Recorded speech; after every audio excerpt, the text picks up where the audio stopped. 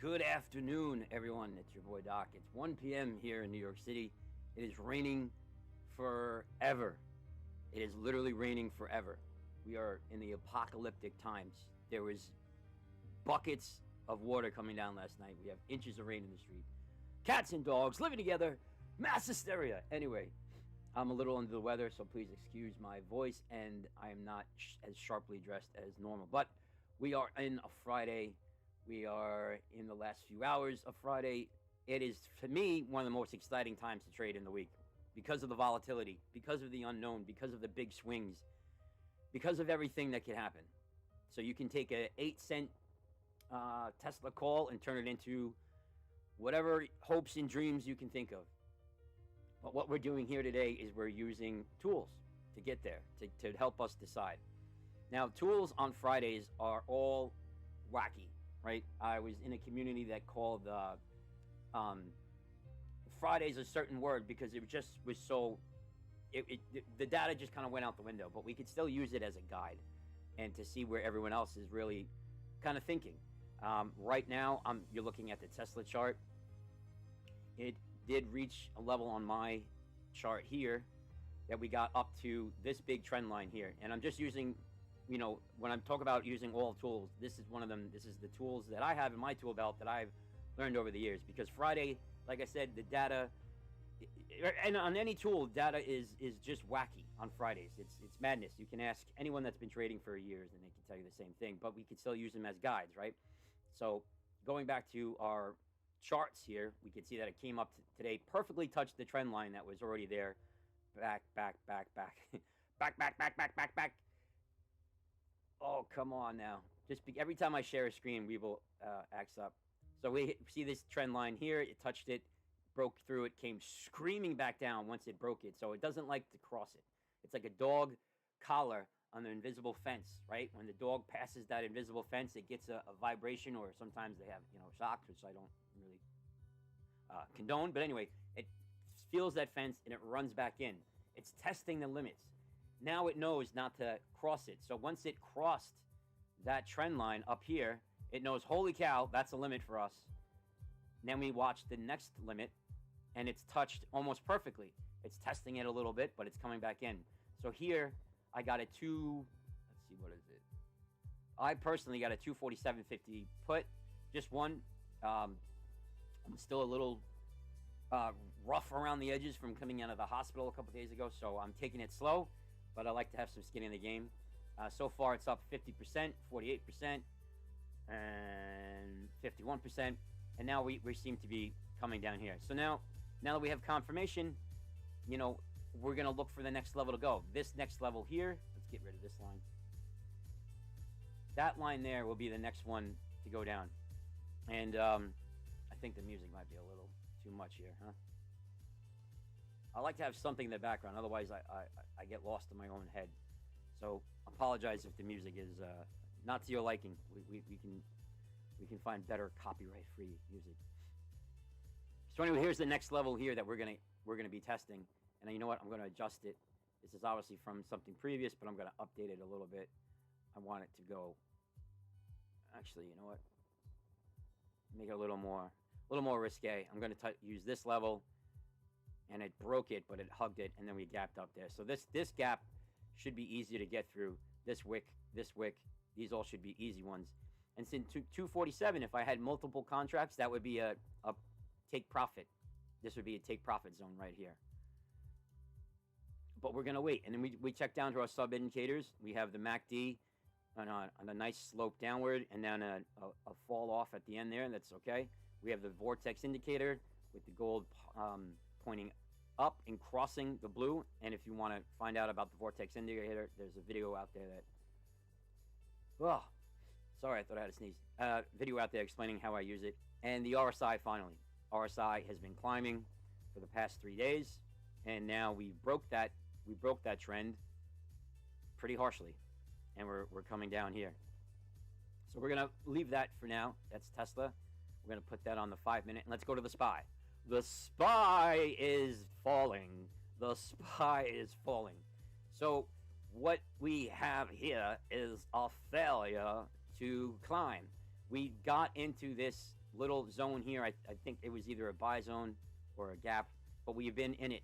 We've been in it, around it, through it, under it, and in it again, all the last week. So we got to the top of it, and it didn't like to get out. It likes the temperature in here. It likes the food, I guess, or whatever is being served. And we're coming back down.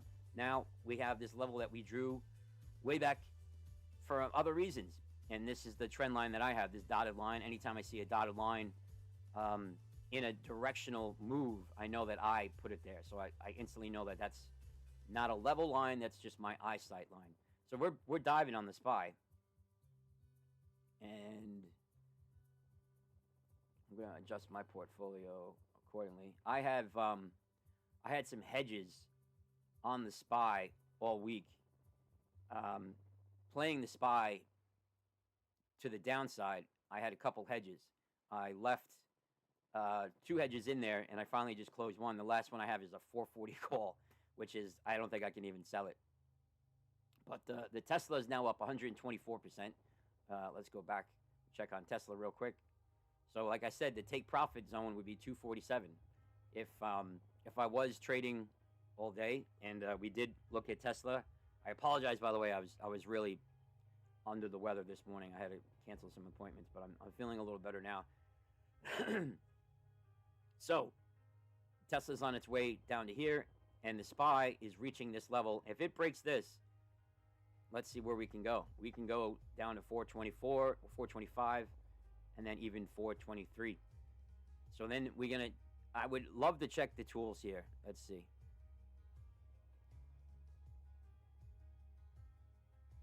See that wick right there on the SPY?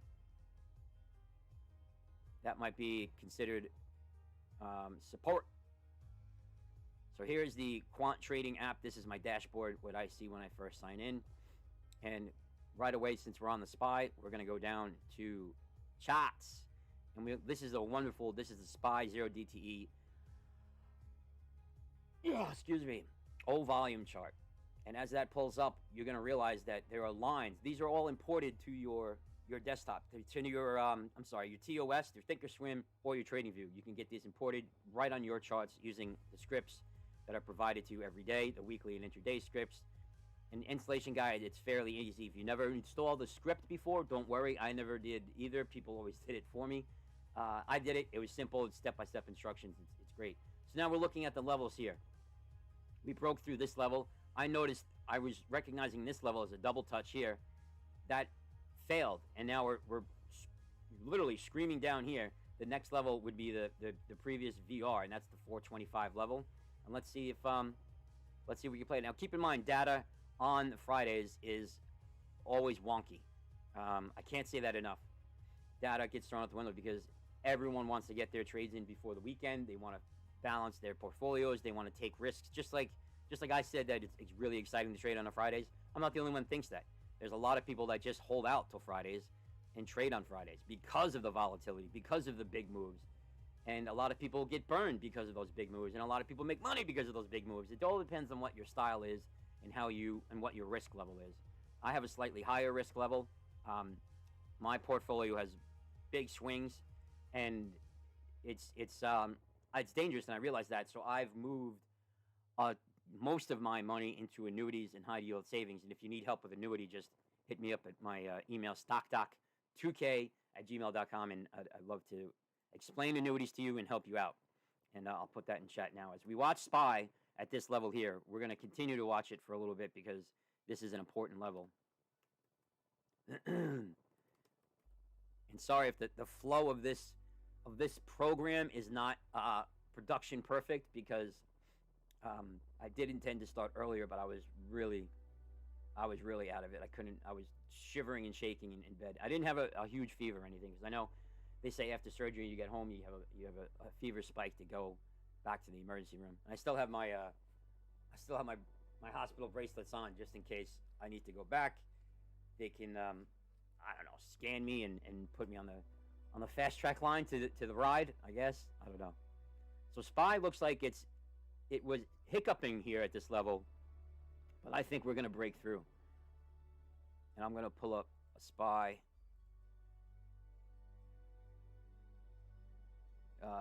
put for, where's that zero volume chart we looked at? Just give me an eyeball where we could go. 425, right? Down to this blue level here. Now you did it.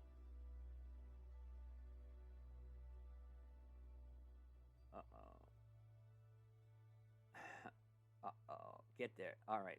There we go. Sorry about that. So then this is the next level in but we're looking at.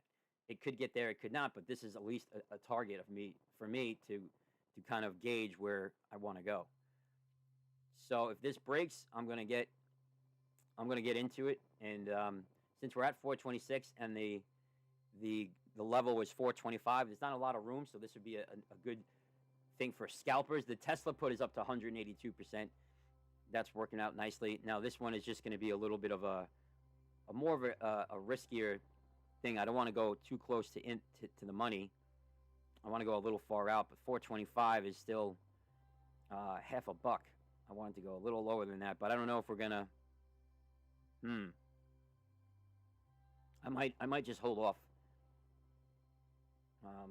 Now it's at my trend line. If it breaks that, let's see what's going on the lower frames. All right, so we double touched here on the minute. See, I think to me it's always good to go into the smaller time frames just to get a micro view. Sometimes I always preach the macro view, but a micro view is just as good. So that double touch has failed, and now we're going lower. And back to the 5 minute. Oh, I just saw that. Just saw that little burst of life, but see the vortex indicator is streaming up. Now that could mean a heavy trend is coming in, but since we're so far apart, the gold and the blue, this could curl back around because they want to come together, but as soon as they come together, they want to get apart. It's kind of like a doomed relationship. It's imperfect by nature. They push each other apart, and when they get too far apart, they attract each other back together.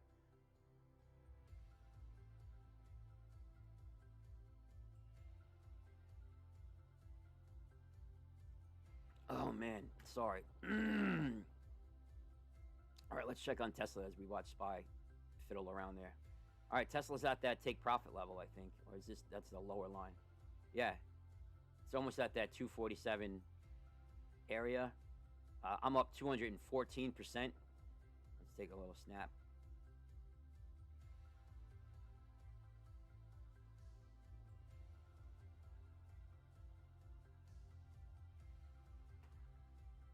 Take a little snapshot for prosperity.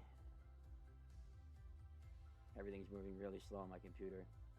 I think because I have too many things open. Tesla, what is it? 09.29.23. You got to document everything, man, especially when you're trying to show other people what you do works. They want to see the proof. They want to see the proof in the pudding. So I'm going to let this go. I would normally tell everyone to take profit here. Don't get greedy, but just for the sake of being live, we're going to see where this might go.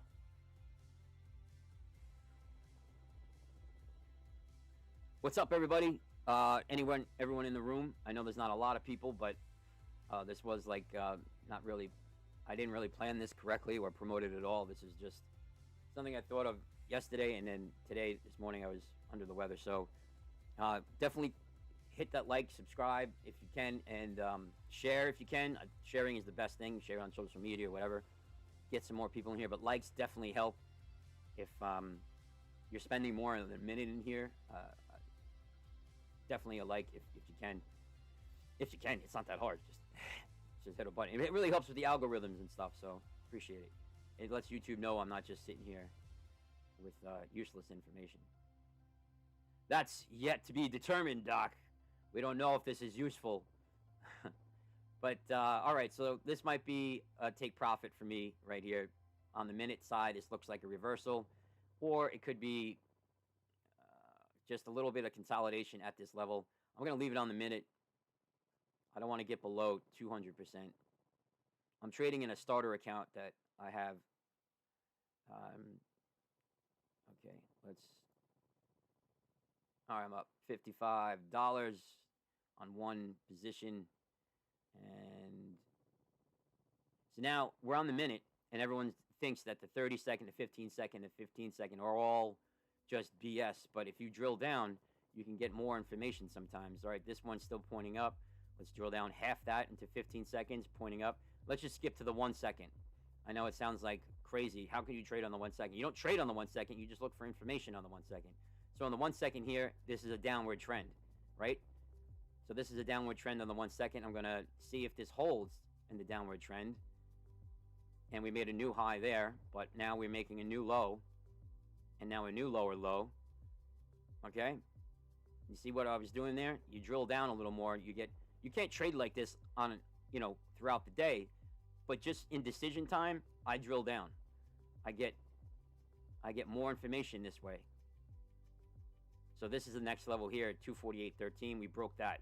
So now we're really crashing down, and now we look back on the 1 minute, and we get a different outlook, right? We get another red bar. When I was ready to close the position here, we now have a little bit of hope for more down. So let's get back to the 5 second. And this is mainly just still in this little consolidation thing, but I'm going to hold on here and see what's going on. Normally, I would have, if I had like, say, 10 contracts on this, I would have cut down to 5, taken that 200% profit, and let the rest basically ride. And just use it as a free play. That's your goal, really. I mean, not a goal, but that is a great target to attain, I should say. When you are up double of what you put in, you take half out, and the last half can just run for basically as a free play. All right, I think we're messing around here a little bit. So now I'm at 176%, 185. If the next one is a red bar, I'm going to take it. Okay, this is... See, now this is coming down, and now this is like a little bit of a flag here on the 15 second. The same patterns work on all time frames. So don't think that oh, it doesn't work because it's only working on the 5 minute or the 15 minute. Patterns work on all time frames.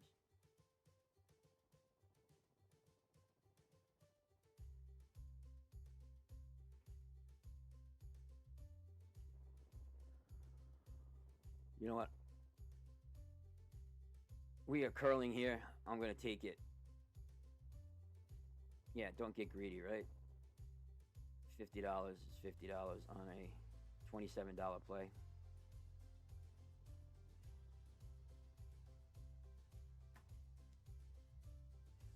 All right, I'm out.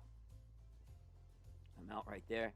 Again, I would have told everyone, like I said, told everyone to take profit at this level here.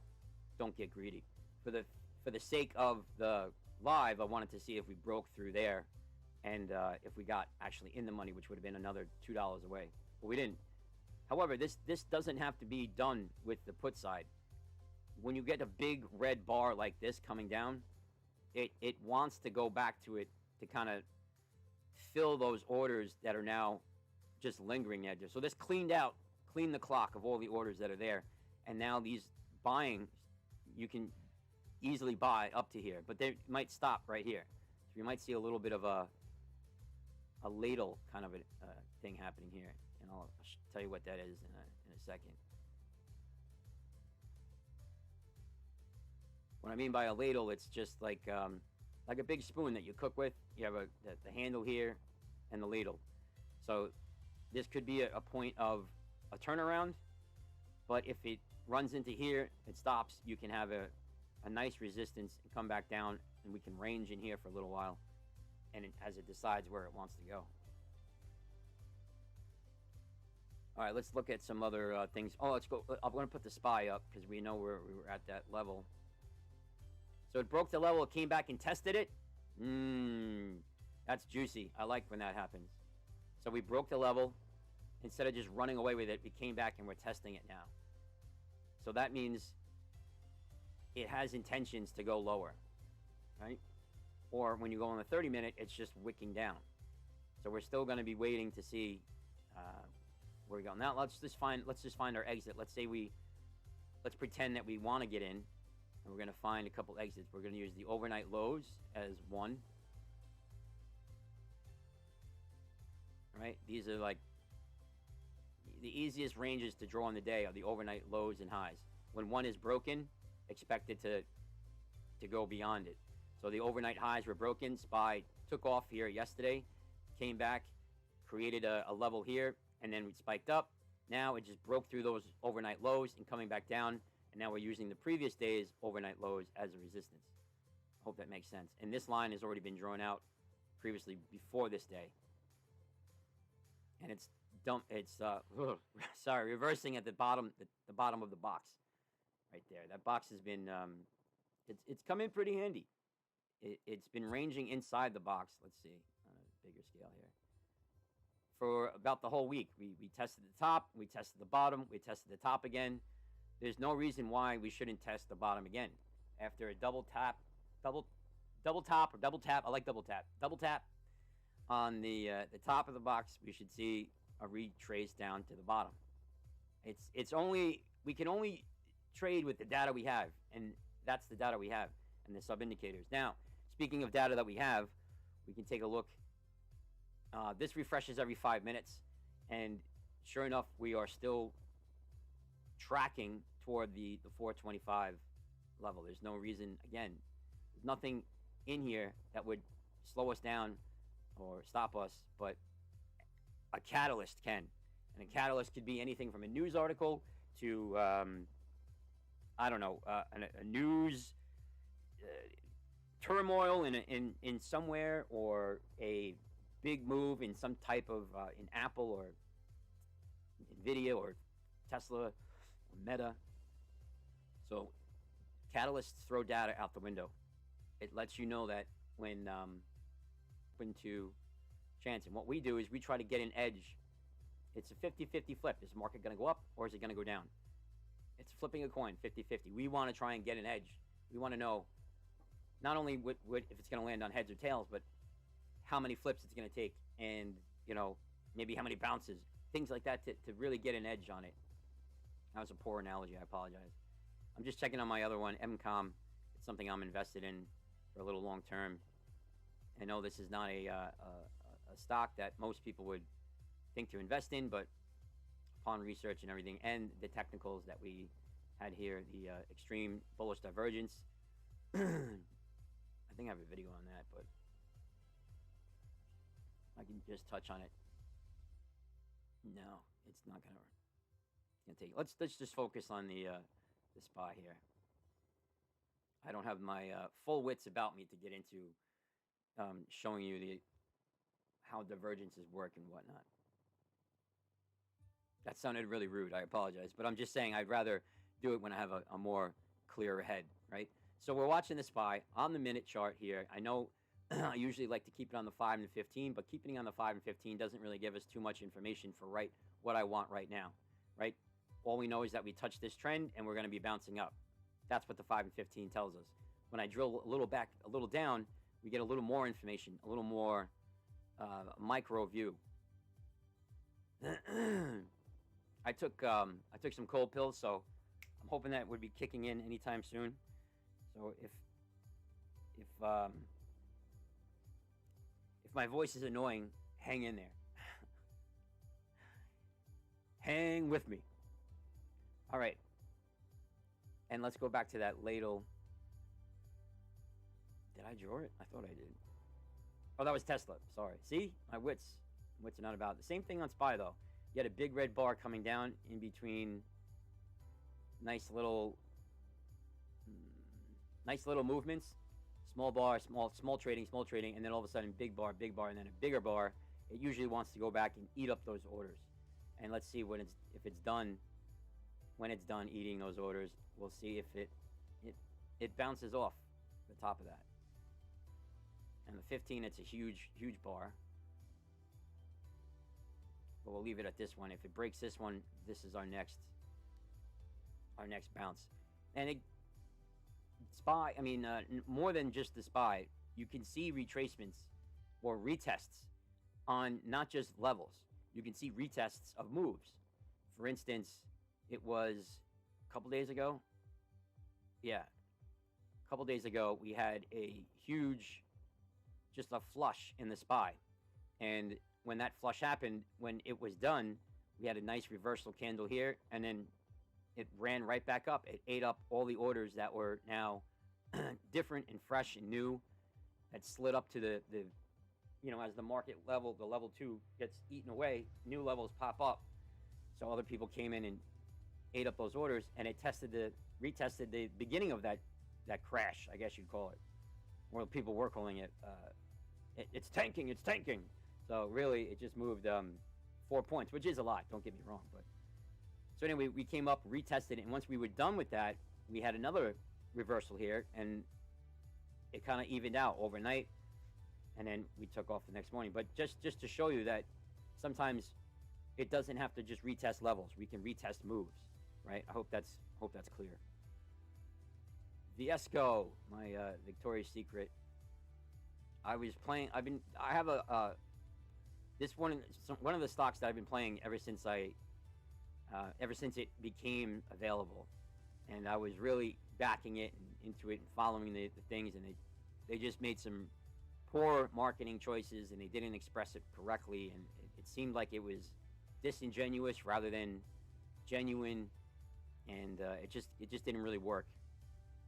People were asking for a certain thing, and then when a company gives it to them, sometimes the people are wrong. They don't know what they want, right? So this was a perfect case of that.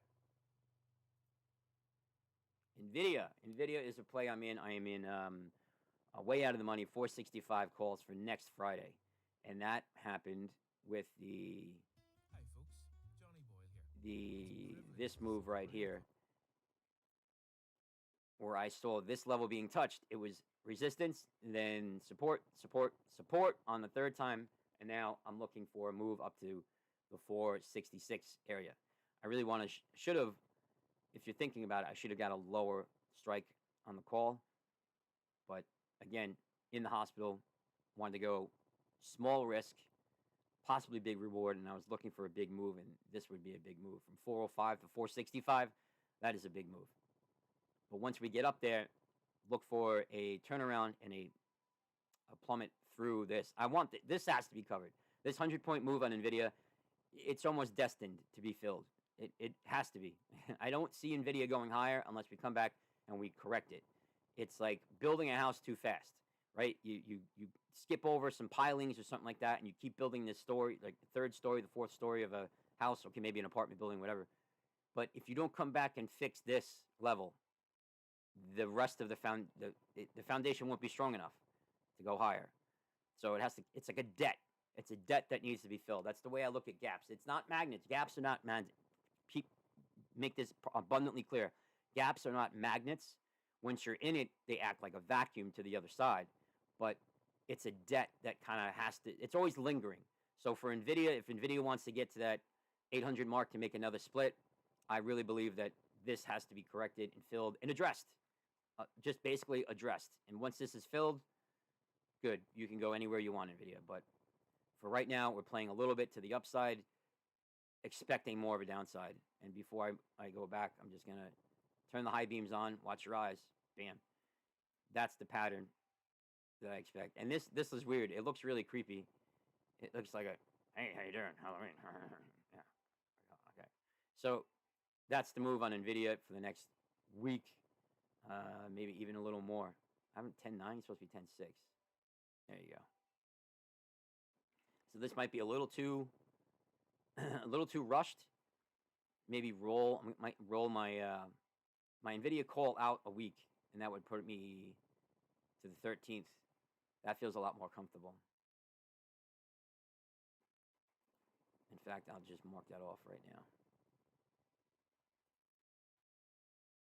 Yeah. This arrow was back here. And this is a conservative level arrow, right? Conservative. Conservative meaning the degree of arrow there. All right, let's go check back on our tools here.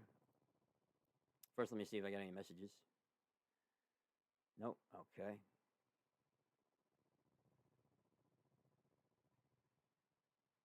All right. Check back on the tool.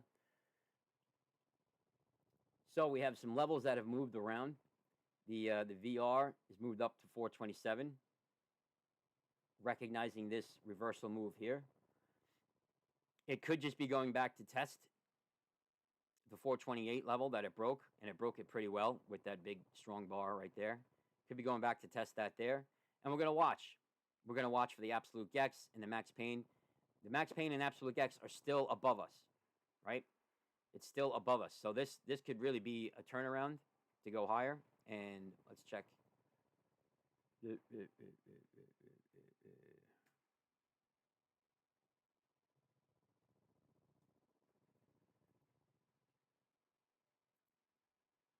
All right, I'm going to slide the Discord over here.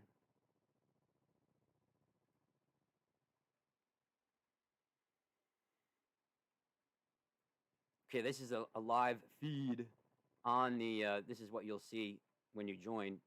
This is a live feed of the SPY. Every 15 minutes, this updates in the SPY 0 DTE. So in the morning, you'll get the pre-market one.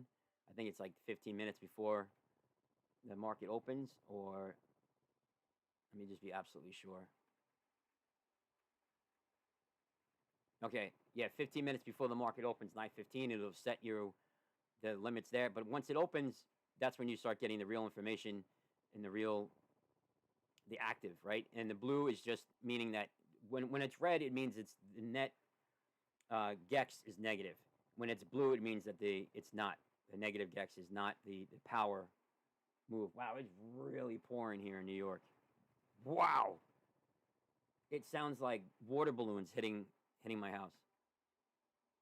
So you can see how the information changes in the day. We're going to go to the most recent one.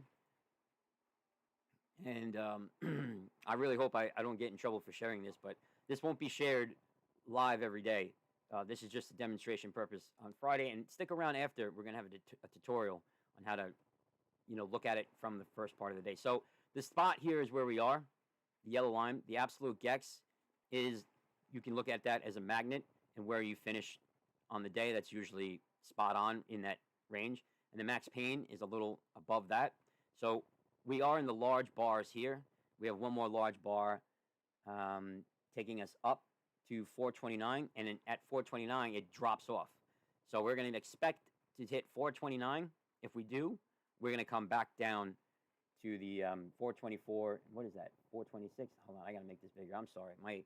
I'm using the worst monitor to monitor what I'm putting out. So let me see on my, that's probably the bad move. So max pain is 426. Absolute gex is 428. It should say, we should gravitate toward that. And again, I say should underline because oh, you know what? I'm sorry. Hold on a second. It's Friday. It's Friday. It's Friday.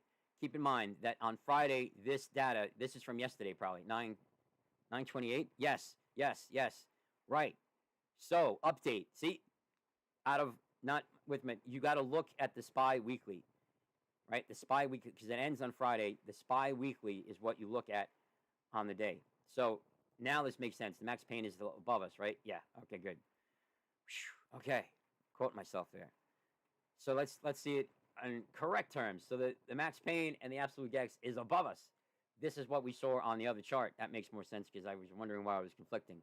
So now the bars are all negative, net negative. They're all large down here. There is some attraction to up here, but this is a really large bar down to 425.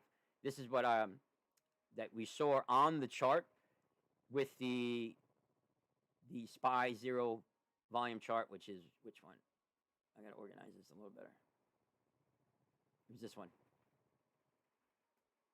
So when you have the charts, when they combine and it's basically confluence, right?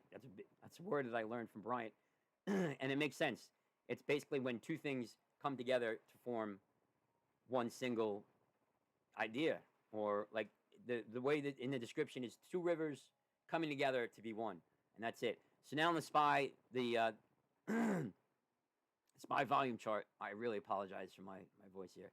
This here is a really important tool. This tool alone, this huge white line is the 2-day VWAP. This tool alone, I think, would be worth its weight in gold.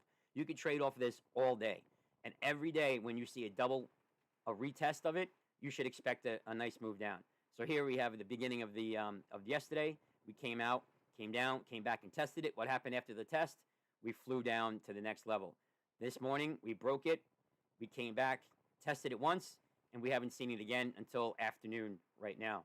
Once we break it here, it didn't like it above, came right back down to the next level, and now we're testing it again, right? This is a testing level still again. So now we'll look at it live on the chart. And thank you, Gex Levels. I'll move you back over there.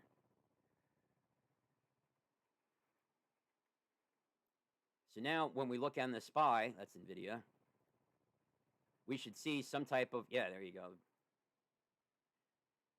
Some type of resistance right there. That level I marked off is the same level as the 2-day VWAP. So now we have confluence, or confluence. Oh, being sick is awesome, isn't it? It's like you get excused to be a different person. So my graph, my charting, just my instinct from charting for every day for the last 3 years, this told me that this might be a point of resistance. When we look at the data, that also said that would be a point of resistance being the 2-day VWAP. Now, even though that this broke it, came back and tested it, that doesn't mean let's all get in puts. We still want minute to minute or candle to candle confirmation. What I say about candles is most important, I guess, quote or line that you could possibly take away is a candle does not exist until the next one confirms it. Meaning, when we see this type of pattern here, this is almost, you can kind of put a dark cloud cover in here. We opened above the previous one, but we didn't close below the 50%. So that's not really a sign for a downward motion. But this is in the spinning top family. We have a semi-wide body with wick on the top, wick on the bottom. This could say that we're going down, but we need the next one to confirm it. The next one is also a spinning top that's pointing up. So now we're reversing. We're going back and forth. I want confirmation. I want to know that my money is going into something that is what I believe to be 100%. And I know every trade isn't going to be 100% success. That's not what I mean by 100%. I mean 100% confirmed in my instincts and in my calculations. Too blurry? Oh no. What's up, Mr. Semi? Too blurry. Okay, let's switch this up. Let me change. I guess it's got to be the screen, right?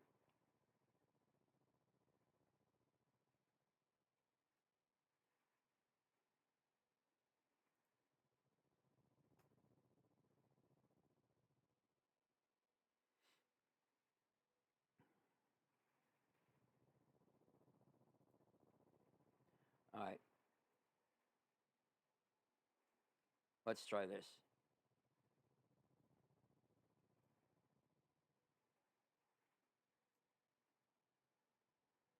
Let me know if that's a little better. I'll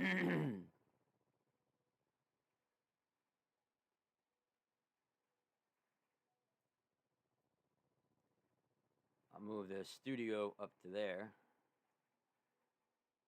And I'll keep this right here. Oh, now I can max it out. Now I can max it out. Bam! This should be crystal. And let me check for the feedback.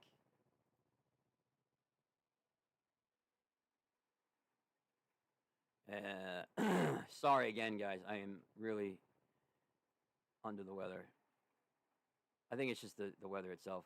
So, Mr. Semi in the house, let me know if this is a little clearer, or let me know if this is a lot clearer. It should be.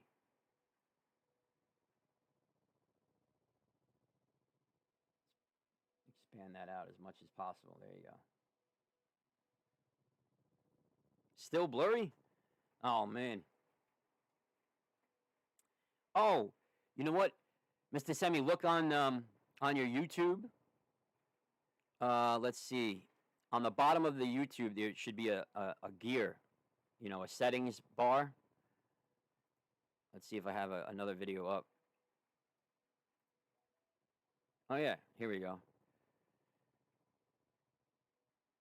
So here, click on settings and click on quality and do the highest quality there. Or if you have auto, check auto. Or just select the highest quality. Got it. All right. Back in business. All right. So let me flip this back because otherwise we're going to have issues. This is the inner workings of the of broadcasting. Quiet, numbskulls, I'm broadcasting. You can tell me in chat where that quote is from. You are an all-star. All right. So now we got that. We are now looking at a point of contention. Contention. Better pay attention. There's contention. What we're dealing with here is a failure to communicate. So we can see a little bit of a possibility if this holds. We're going to come back down in here. Maybe this will hold again. Come back in here, come back in here, come back in here. And hopefully we don't range out the close. I would really like to make a move here. And I'm just being a little... Let's see. I know a lot of people have iron condors and butterflies. I would not recommend to do it on Fridays, but I know people do. So if I'm I shouldn't hope for something when I have other people in here, because that could be bad juju. We don't want bad juju.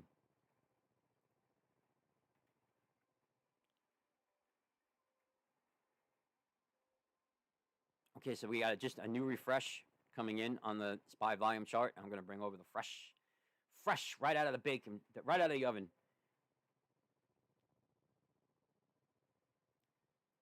I'm going to refresh right here. Now we're going to see where we are on the levels. And again, keep in mind, Fridays are wonky. You can ask anyone that's been trading for a while. Friday data just gets thrown out the window, but we still use it as guides. Oh, that felt good. Sorry about that. Excuse me. So the 2-day VWAP is something I believe is one of the strongest tools that QTA has. If we break that, then we can see higher. If we hold that, that would be a second or retest. And I marked it off here before I looked at the 2-day VWAP. This was earlier. So we're watching this. Let's see what Tesla. Was it good to get out at that point? Okay. See, now the Tesla's making a double touch here, but I think the strength of this down motion and a smaller hump here, I think Tesla might see some more down. And if it does break here, I don't have it at that level. I should have been right there. See that? Came back down and tested the pre-market highs it tested the aftermarket highs in the pre-market. Touched it, didn't like it. Came up during the day, and now we're back at it. Overnight highs and lows play a monumental role during the day. And there was a school of thought was to just basically shut off the extended hours and trade only with market hours. And that's fine if that works for you, but I don't see how that could, because I use the extended hours levels every day. I'll set a level of the high, I'll set a level of the low, and that's the range for the day. So we're going to be flipping back between SPY and Tesla. If you have another ticker you want me to watch, let me know. I have my eye on NVIDIA because I'm long. I'm long NVIDIA. And just to recap, that's the trajectory that I see. Maybe not up to 492. Into this area, 466 would be the area. Completing the shoulder, and then another test of this level. But now it'll be another running start. We had a hard rejection here. I'm expecting a softer rejection here, and then maybe even a fourth That'd be 1, 2, 3, a fourth smaller mound, and then a break at that level. That's a little far out, so it's like predicting the weather a month from now. But that's just what I'm eyeing, and that's what I see, and that's what I'm kind of hoping for. Although Mr. Semi, and he's not a truck driver.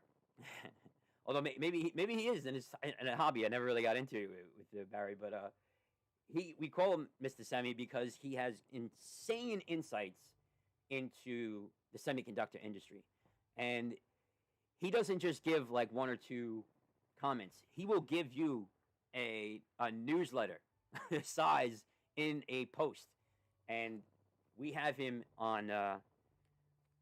I gotta talk to you after, Mr. Semi, in private, but I wanted to give him a space, a platform to share his insights, because sharing it with just the small trading community or the small trading group that we're in together was almost like a disservice to his insight.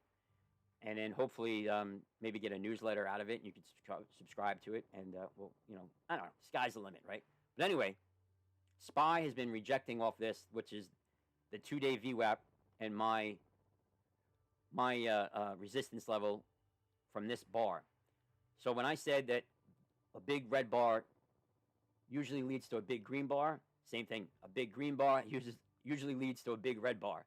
And that's the origin of volatility. You get a big swing, and because of that big swing, you get sometimes an even bigger swing the other way, and then an even bigger swing, or you have a big swing, and then a slightly less big swing, and then a slightly less big swing, and you have a consolidation. So it comes big swings into little swings, and that's coming to a point like a triangle, or you can have an expanding one where a big swing creates a bigger swing, and even bigger and bigger, and then you have Tesla, and that's basically Tesla. When something happens, a catalyst happens and drives it one way or the other, just look out. Look out for more action to follow, and that's what I love. That's why I follow a Discord that posts Elon's tweets, and if he says something like "New Gigafactory plans looking good," you can expect a shot up. I'm not trying to chase that shot up. I'm trying to get the reaction from when that shot dries up. So that's something to consider. Now, I always say don't follow the news because you're never going to be ahead of it. But if you follow the news, at least wait for the news to fizzle out, the reaction to fizzle out. So SPY is really working on breaking down this level here. So confirmation for me would be a breaking of the 426.50. If we do, we could see a bounce back up. But we're doing it. I like this speed. We're not crashing down because, again, a big red bar leads to a big green bar. And now we're really rolling. And let's just check on the GEX charts. Just because I'm so used to using them. What happened? I got everything jumbled up. Oh, I got to keep the chat open here. Hang on a second.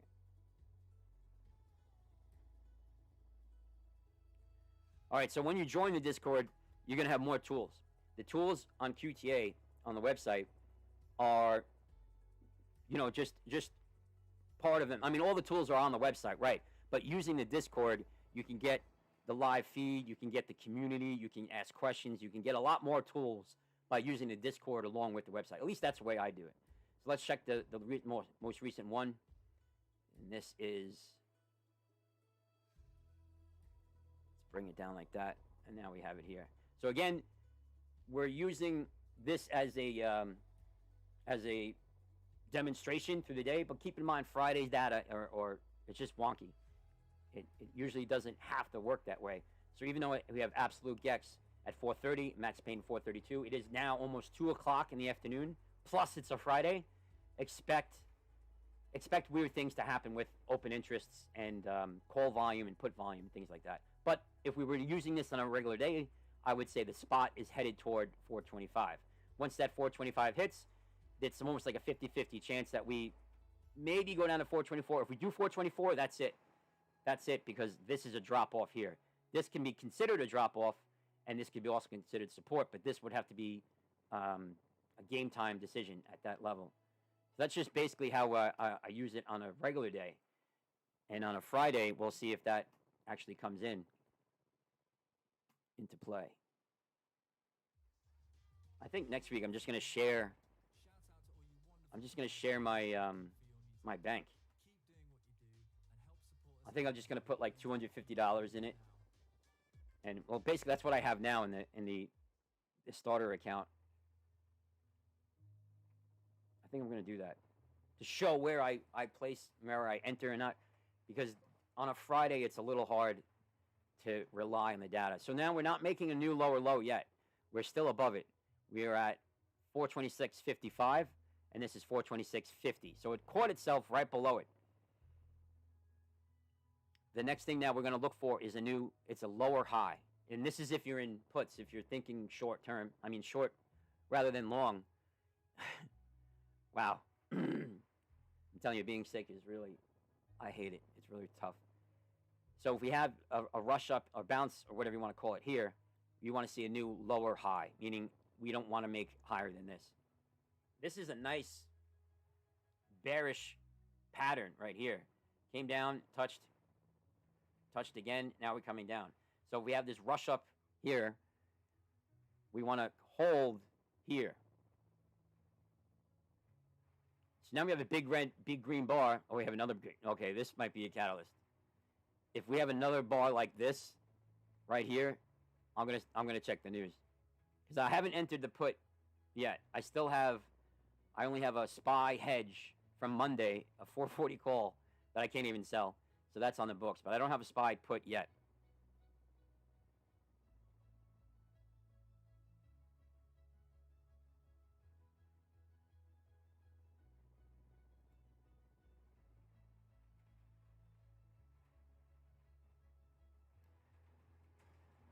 Wow. I don't know if you guys, I think you guys cannot, you definitely cannot hear that. But the rain is insane. It sounds like my windows might be breaking. All right, so big green bar leads to a big red bar, right? All these orders were eaten up, and now it's an easier slide down here. And now we have a big red bar. That can lead to another big green bar or a continuation here.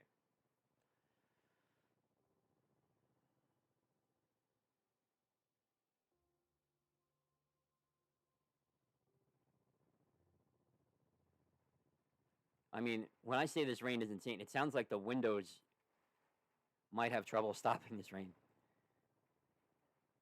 And it's a good feeling sometimes. I don't know if this, not to get into too deep, but when you have a big storm like this, it makes you realize that you should be thankful that you're in a house with a roof over your head, and that you're in a warm place, and that there are people that aren't. So consider that when you get a big win, and it's amazing that you get this win, but consider that there are people out there that don't have, or they go without. And that's all I'm saying. I'm not saying I'm sure everyone here donates to charity for tax purposes, but just consider that, or at least realize how blessed we are. And that's it. That's all. It's all the deepness I'm going to go. But guys, thank you so much for coming and hanging out. Definitely do me a favor, hit the like and subscribe and share button. Those are three important buttons. The likes really help out with the algorithms, and we'll get some more people in here. So if you're on social media, share it. If you're in a trading group, share it. If you got a couple friends that think they might be interested in learning how to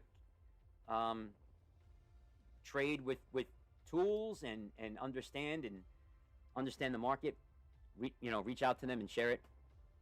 And my email is in there, stockdoc2k@gmail.com. Hit me up there if you have any questions. I'm looking at the other levels here. Nothing's really changed yet. If it does, I'll slide it over.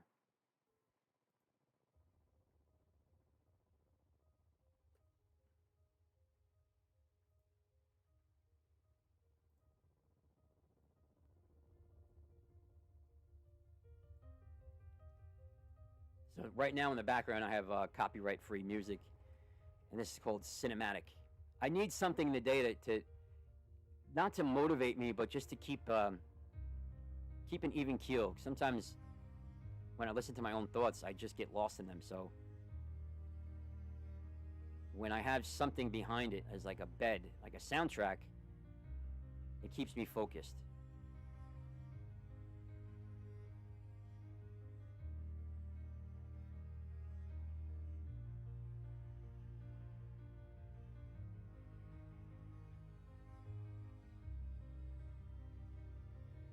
Okay, we're approaching to break this level. We made a new lower high like we expected, and now we broke it. We broke it right there, and now we're going down. So now I had my finger on the trigger on the put, and I dropped it. Don't play with the safety off. We have a lot of room to go down. I'm gonna go 4. I go 425. Let's take a look at the chart real quick again. If we please, can we please bring up the chart?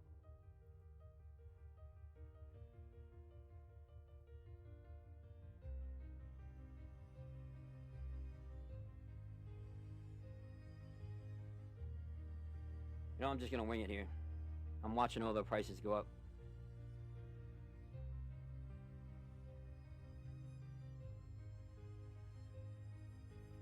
What? Maybe Tesla just broke. No. Yes, it did.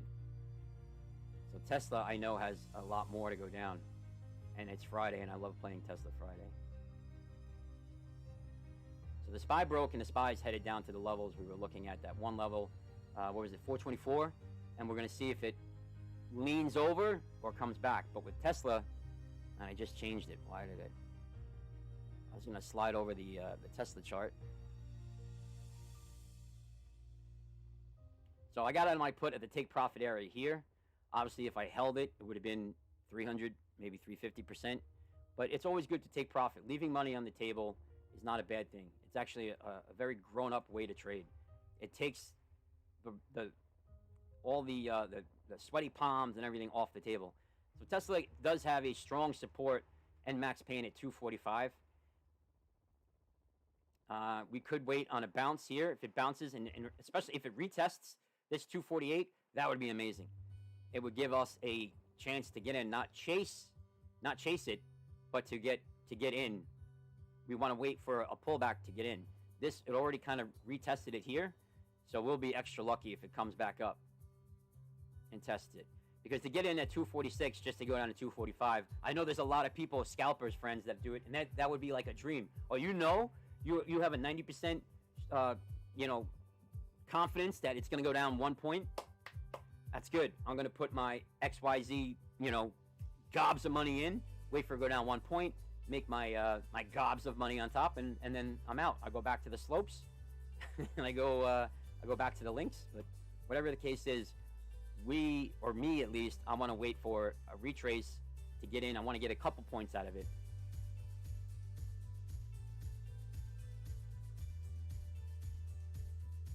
Let's look at some prices here.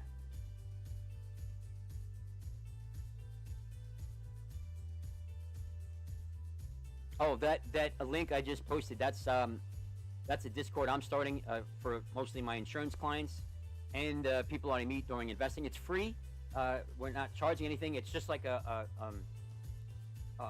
town square. I guess that's actually one of the channels to kind of meet up and discuss what tools you're using, kind of introduce new tools, because that's really what I do is I scour and I try and find good tools, good communities, solid tools and solid communities, and that's where I came off. And I really am supporting 4 right now, and 2 of them, the best ones I've seen is QTA, and another one I don't want to mention, but I'm waiting for it to come out. These are 2 different tools, 2 completely different tools using different styles of trading and different research, different data, different data points. So they would work really well together. All right, so we didn't get that bounce back up, but if you're in Tesla puts, this is a good news for you, because it looks like 245 is a destination.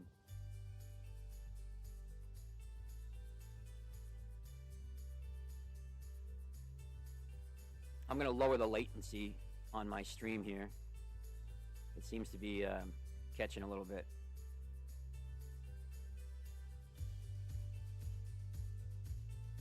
I don't know if I can do it midstream.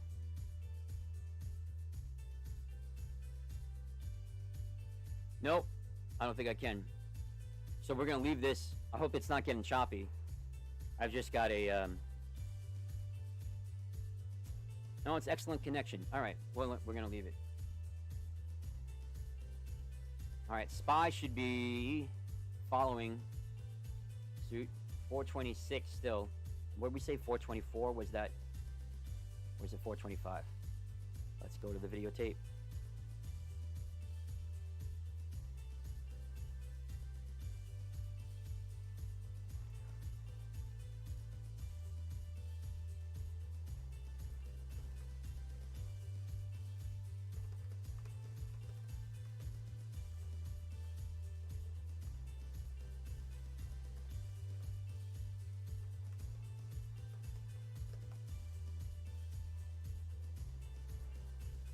Right.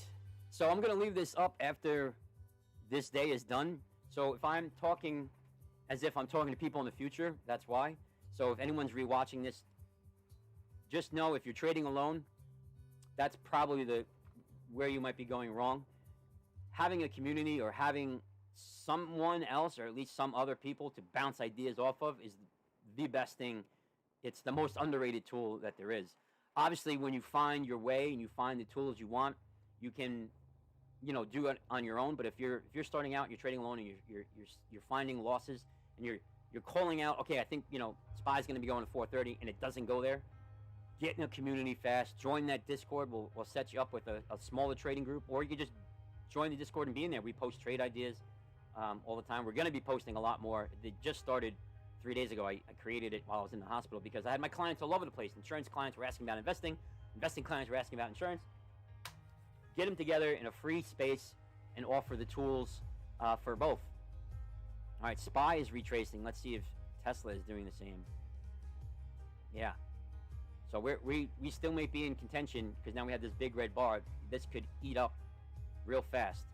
And if we get up to here again, I might be a player down to 245. A 3-point move on a Friday is nothing to mess with, man. Like the Wu-Tang Clan. They use, it's another word in there than mess, but you understand what I'm saying. But I'm going to pull up I'm going to try and have it side by side here. This is the option chain for Tesla, right? So if you're new to options, this is the option chain. And if you're new to options, definitely reach out to me in email, and we'll get you option savvy so we can continue here.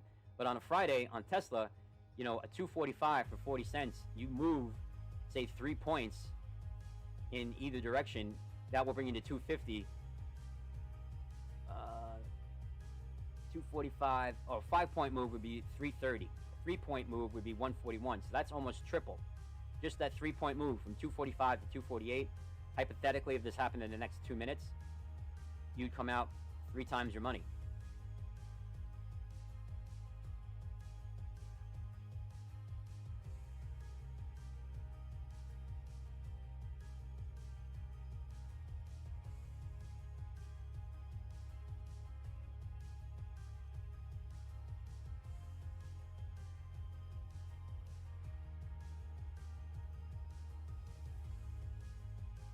You can probably judge from the silence what I'm trying to set up here.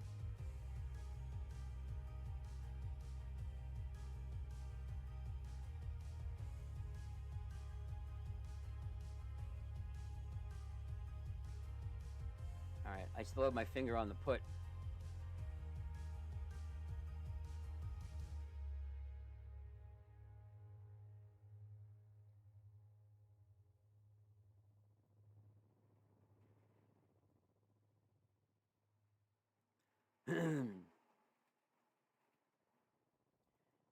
We want to see if this level holds or is broken. If it breaks, this should be eaten up, and we go back to testing here. If this holds, we'll see more down. It's as simple as that. And I'm using a lot more charts than tools than I really expected to today, only because of the volatility on Fridays. I still use the tools, as you saw, for confirmation, things like that, but the volatility moves so fast that I have to rely back on my charting. And the cool thing about QTA is that if you've never learned charting or learned levels or learned trends and all that other stuff, it doesn't matter. It really doesn't matter because it's a totally different type of trading. What's this?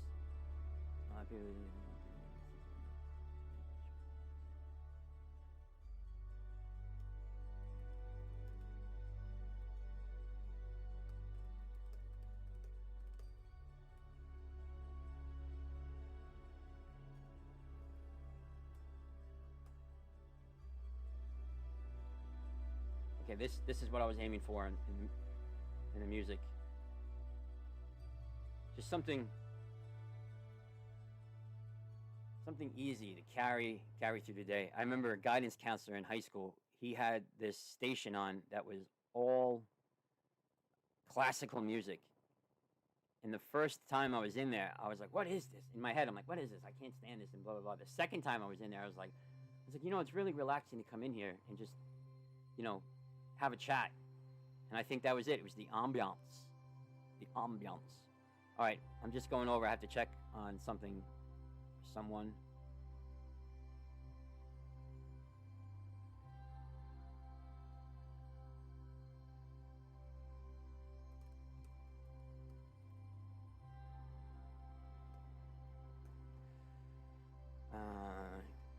Let's get.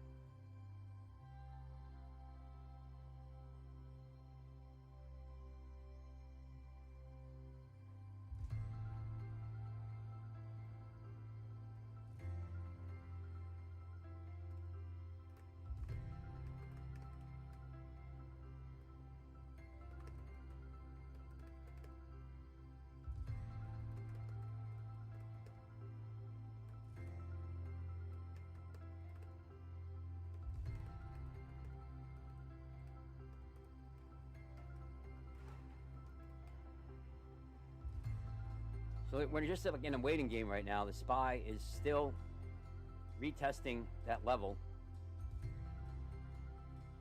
I guess it just retested it. Let's get down in a minute. We see it a little better.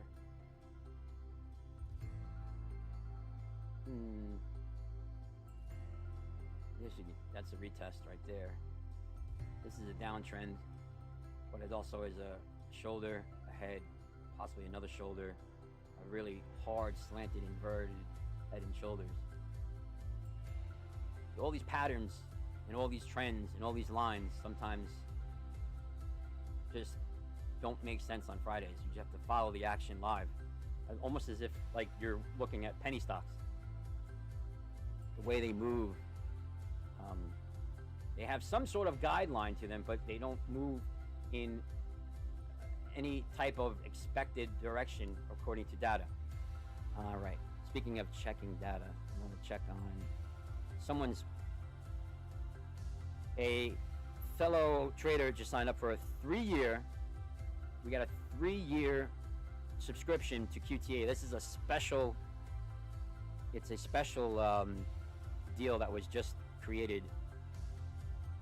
It is essentially you pay for 2 years, you get one free. And it's one of the best that there is.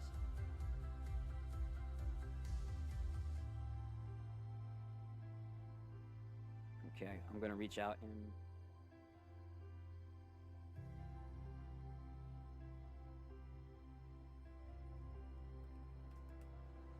please stand by. Okay, we're breaking that level on Tesla. We're breaking it. Breaking news. Are we breaking it or we're just wicking at it? If this ends up being a wick above that level, that is a sign of puts down. I think the line is a little. There you go. That's perfectly level now. If this holds, it's put season. Was I off on it? Was it like right? Yeah, no, it's broke. It is broke. So we are going back to retest this level here.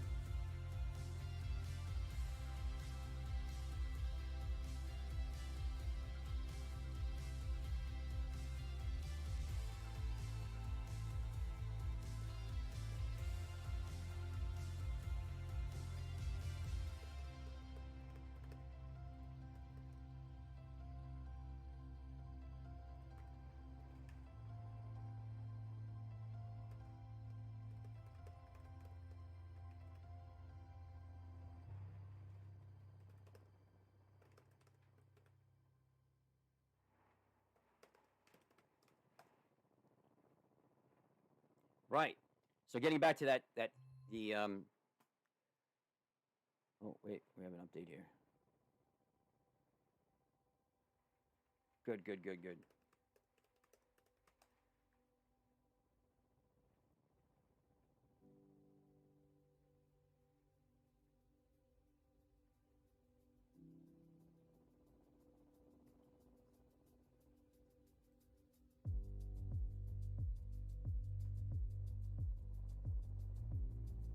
Whoa, it got super humid in here.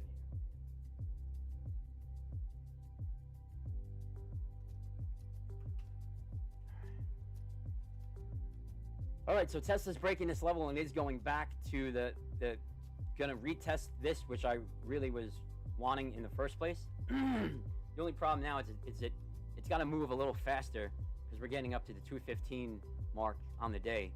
We want it to touch here, bounce off, and bounce off hard to get down to that other level, 245, I think it was. Let's pull it up. Let's get a refresh. This updates every 5 minutes or so, but I like to, when I look at it, I just hit the refresh button, and we get a brand new one. So there you go. We broke this 2-day VWAP, and now we're coming back, and we're testing it right now. So it might be a little off from the level I have. This might be a little high. I guess the 2-day VWAP would be like right here, 247.77, and look right there, it's wicking off. So I guess that's confirmation of it. But let's just double check. It's refreshing. It took me back to the dashboard. All right, charts. Quant. No, you take the parking spot. You take the parking spot. Spy. Let's look at Spy since it's up. Spy is in a no man's land. The next level down is 424. We're going to look at the zero volume chart in a minute. But first, I wanted to check Tesla since we were watching it so closely. And again, you know, once this room gets built up, we have more people in here. It'll flow a little nicer. People will be shouting out trade ideas. We can look at them. We can match up with them and see what everyone else thinks. And that's the beauty. It's the essentials of community trading. And in something like this, it's not just listening to what I'm doing. And I don't really like to tell you what I'm doing. I'm doing it now because I want to build a little momentum for the room. But I want to be able to show you levels, show you data, and then you guys come up with what you're doing. And you can shout it out like, oh, yeah, I'm taking a 247 put on Tesla, or I'm taking a 250 call, and then we'll find out why. What are the reasonings behind that? And that's where community trading becomes gold. And on the trading floor at Morgan Stanley, every chance I had to go down there, I took it. And when it was in there, it was literally like 100 or 200. I might be remembering it wrong, but it was like 150 people, vaulted ceilings, everyone talking. It wasn't like shouting and throwing things that you see exactly in the movies, but it was close to it. A lot of people weren't even looking at charts. It was just numbers on 6 different screens. But the beauty of that is that they each are looking at something else and sharing their best. And when you share your best or share anything, other people can confirm it or, you know, debunk it or decline it, whatever. But the idea is that if everyone shares and everyone comments, the best rise to the top, like cream in a cappuccino, right? And that's where community trading works. So my theory was that we were going to go back and retest this level and then come screaming back down for a put position. We might not become that screaming back down, but that was my theory. If anyone had anything else to share about it, type it out and be like, Doc, I think you're completely wrong. We're going to go to 265 today in Tesla. And I'd be like, that's great. That's a viewpoint. Show me the data where you came up with that. And people might say, you know what, that makes a lot more sense. But that's the idea of community trading. Mr. Marcus is in the house. What is going on, brother?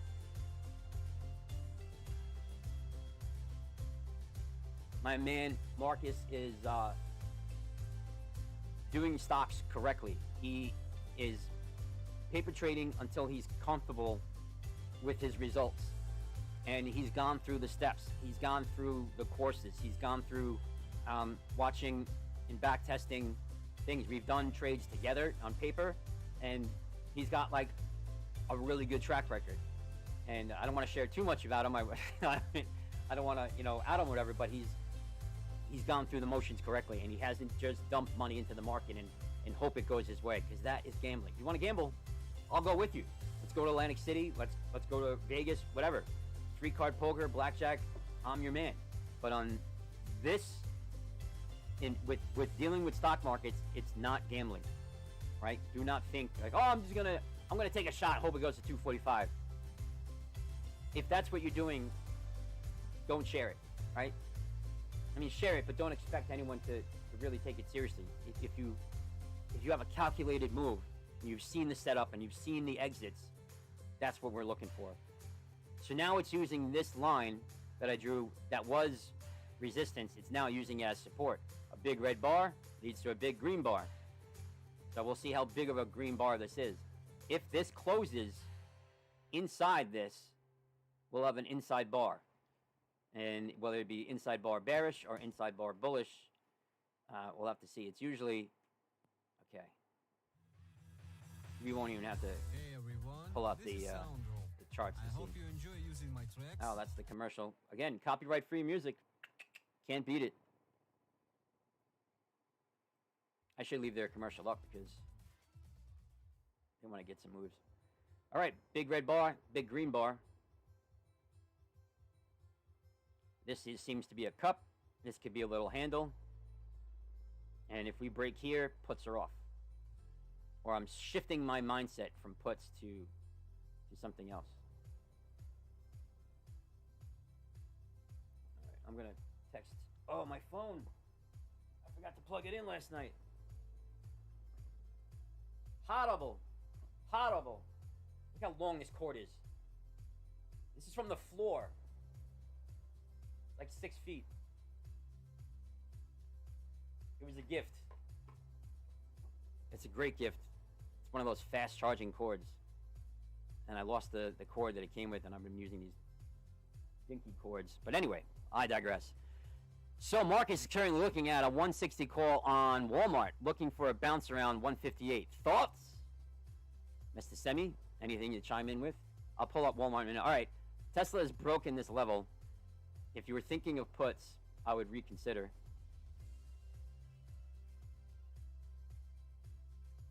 And I'm not moving, I'm not in anything. I'm not moving a line. I'm just moving the next resistance part. This would be the next part of resistance. This would also be a concern.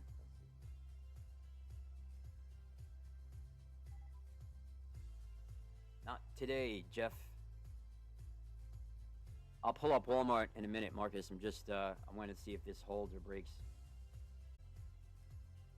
So, getting back to what is available to you in the Discord of QTA, you have all these options data, the SPY 0 DTE, the, oh, did I look at it again? The SPY weekly, and then what the SPY next week would look like. So you get the idea. We're going to, right now, we're going to look at the Tesla archive. This is the same way that we looked at the SPY earlier. It gives you the GEX bars, the call and put volume, the max pain, and the absolute GEX, and where the price is right now. So if we look at this, we have the absolute GEX in line with the largest bar, plus we have the mountains behind it. This is the put volume, and this is the call volume. So pressure is kind of leaning towards the upside, and let's get that number in there. That's 250. That's 250 on the absolute GEX and the largest bar. So that might be a destination for Tesla. And again, I can't stress this enough. On Fridays, data goes bananas. And you can use them as a guide on Fridays, but we're going to do this again. I'm going to try for an all-day thing on maybe a Tuesday. Wednesday, I have a lot of after-hours weekly videos. Maybe I'll just put them all in one day. Wednesday would be a good day. I like Wednesday for doing any type of live because it's right in the middle of the week, right? You have the Monday and Tuesday and then the Thursday and Friday. So you can assess where the beginning of the week was going and try and peg where the next couple days are going to go. So now we broke it. 250 looks like that's in play.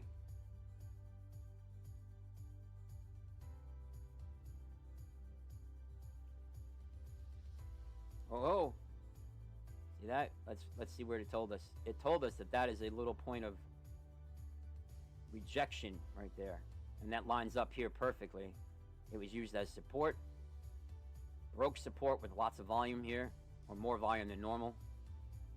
Big flush down, and now we're competing with it once again.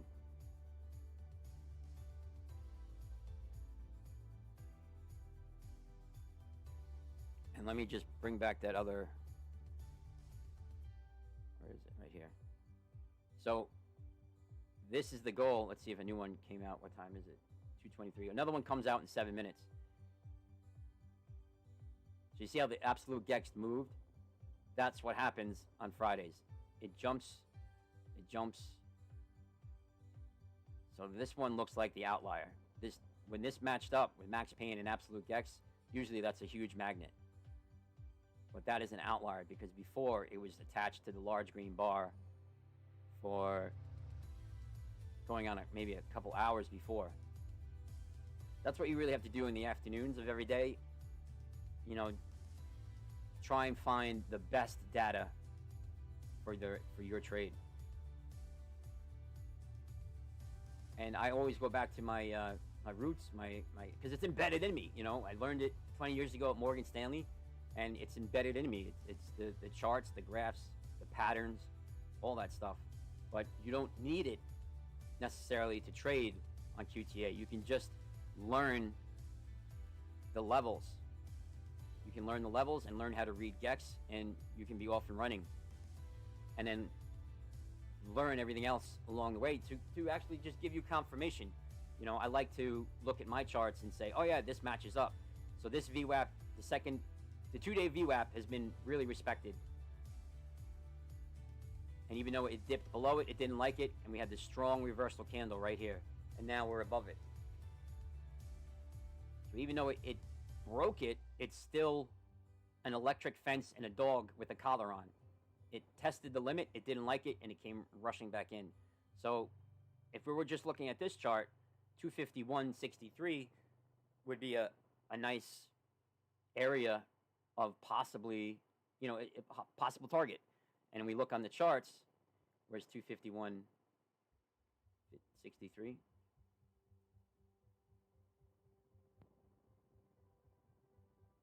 Right about up here. I'm gonna mark it off.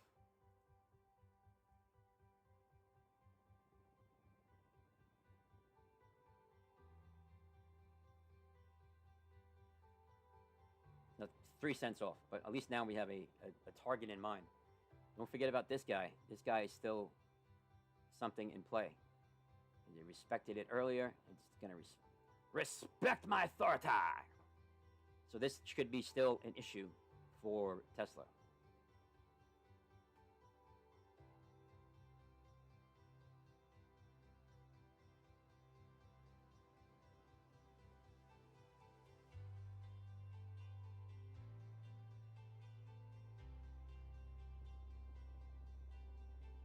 All right, we're gonna leave that now. We're gonna check out Walmart from my man Marcus here.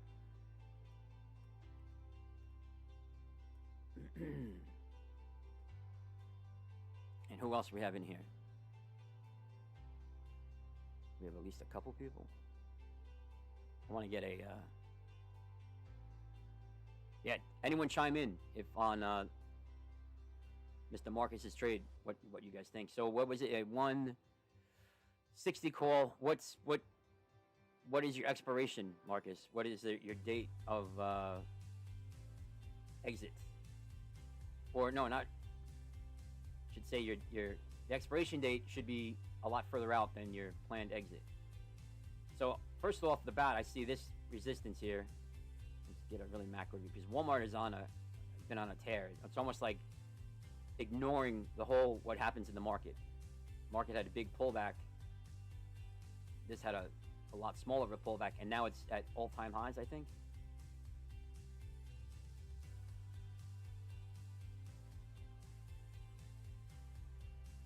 I gotta shuck and jive with my desktop here.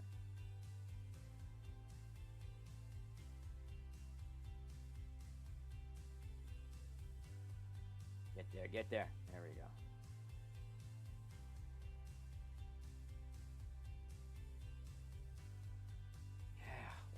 happening with my... It's probably because I'm sharing screens. That always happens. All right, so 52-week high, 165.85. So we just reached, if not the 52-week high, the all-time high, just 2 days ago. Or this is Monday, or is that Friday? That's last Friday. Last Friday, we're on the weekly, sorry. So last Friday, we reached an all-time high. And I think we might see a retracement here. Because you got to keep in mind, when you get the 52-week high, a lot of people look for that. A lot of people look for those touches, those new highs. Is going to be a lot of profit taking. So I would, if I was trading, I would hold off on calls. And I would not be thinking calls here. I would actually be thinking puts. I don't want to stop you. I mean, if you have another data set that you're looking at that's different, just use what I say as another data point. Add it into your blender, and make a milkshake out of it. But I see this as a big run up for potential of more down, but it's still holding in that trend. Hold on. Let's get it.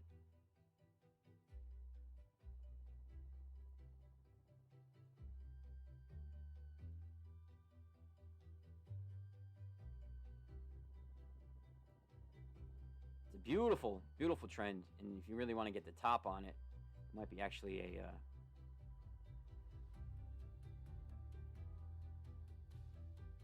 kind of a rising wedge deal. But we're breaking this trend. That's the point that I'm trying to make. We're breaking the trend down. This would be the next level right here. So what we good point, didn't even think about the 52-week high. I wasn't looking macro. Yeah, macro. When in doubt, zoom out. Or in any case, zoom out. The idea, when Walmart has been climbing for time, so if we were to get a call now, we'd be hopping on, FOMOing in. We'd be FOMOing, right? Some people are going to buy here because otherwise people can't sell. If people don't want to buy, people want to sell, it's going to drive the price down. So if everyone is looking at, oh no, it's at a 52-week high, I'm not going to buy it, or it's at an all-time high, I'm not going to buy it, or it's been running up, I'm not going to buy it. If you have less buyers and more people selling, they want to take profit, it's going to drive it down, right? And eventually people are going to say, okay, that's a good enough price for me, and then they're going to start buying. You have to find that area. And then sometimes people use the Fibonacci. I am not a Fibonacci person, but I've learned it, and I use it to show other people that are interested in it. It works a lot of times for confirmation, and in this point it would be good for a run-up. So basically the Fibonacci is, you want to measure the run-up, and then these levels that it gives you are the potential targets for the retracement.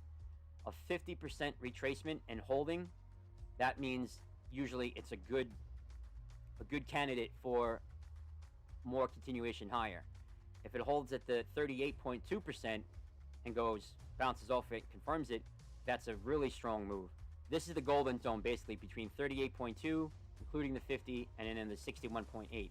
This area here, those three levels create the, no, I'm sorry, no, I said that right?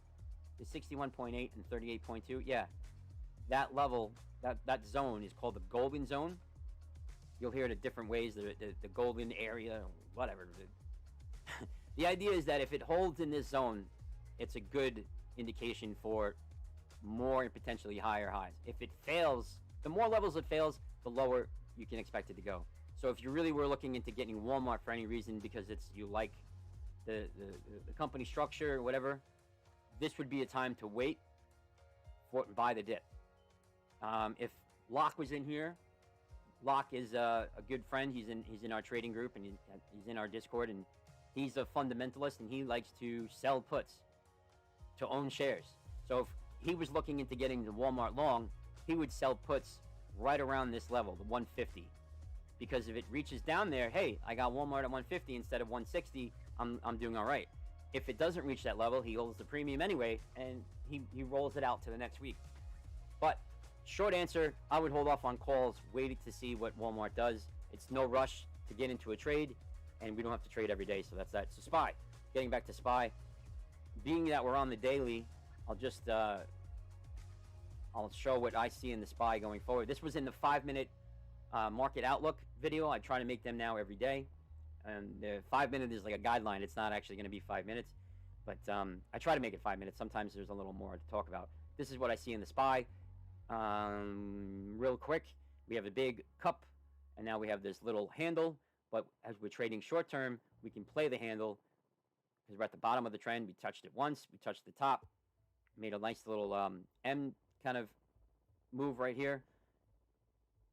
Potential move up. If this fails, we're going lower. If the handle fails, the whole pattern, the cup and handle, will fail.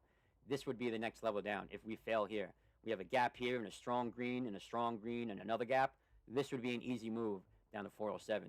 And if momentum happens, FOMO kicks in, we could see below 400 going into the end of fall into winter. But if this holds, we could see a nice move higher on the SPY. Now let's drill down, get back to Tesla on the daily. What's happening here? So that area, that resistance held, right?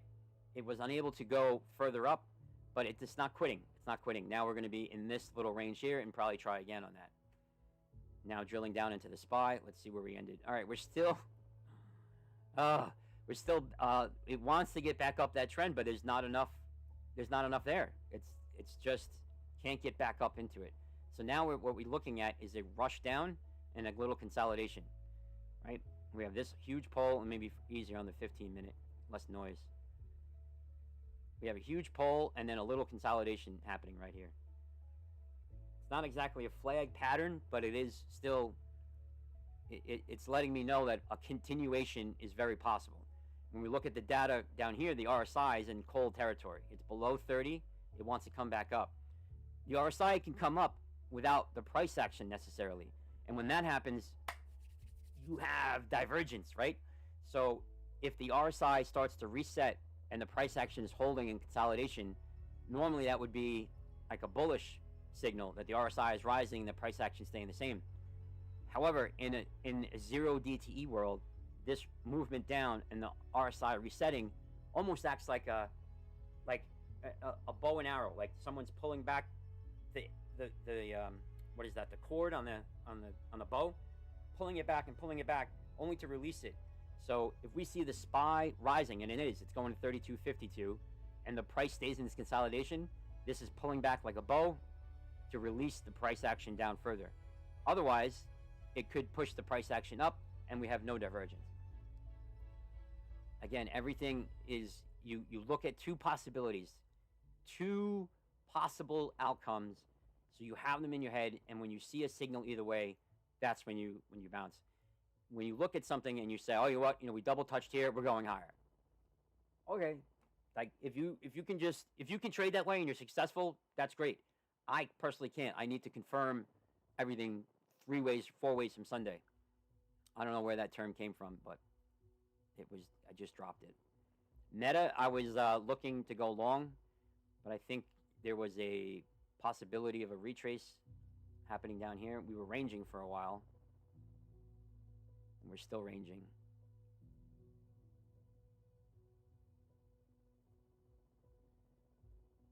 I'm going to borrow this line here.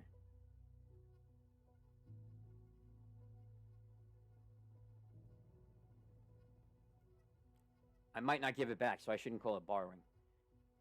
I remember in school, I was usually the one that always borrowed a pen from someone or borrowed a sheet of paper. And the greatest comeback I've ever heard was a girl, Gina. And I turned around and I said, hey, can I borrow a piece of paper? She says, as long as you give it back. I was like, oh, you got me. That's a good one. Cheesy joke, but it still is cheesy. All right, I got to check on a personal matter for a friend. A friend of ours signed up for a 3-year annual in QTA. I wish he was here. We'd do a little celebration for him. But he has made a really smart move because the 3-year gives you technically pay for 2 years, you get 1 year for free. So if you see yourself using this, I can't see myself not using it, right? Once we get into it, and I'm always going to be checking these levels. I'm always going to be checking for confirmation, checking for confluence, and even on days that like this where the data doesn't really match up, I still come back and look at it to see how, if there is any type of correlation on a Friday, to see how it works. So now the absolute gex is at 425, along with the largest bar of the negative gex. This is a nice strong magnet. Even though the max pain is up here, the call and put volume's up a little higher. I think 425, unless we touched it already. Let's check. Was 425 touched today? No. Alright, so 425 is in play. And then once it hits that 425, I think it drops off, right? Nah, the second largest bar is even deeper at 424. That was still the case like an hour ago when we were looking at it. So, all right, so let's back test our movement here. Let's go back. Back. If you guys ever watched the Home Run All-Star Derby, you know who I'm talking about. Where should we start?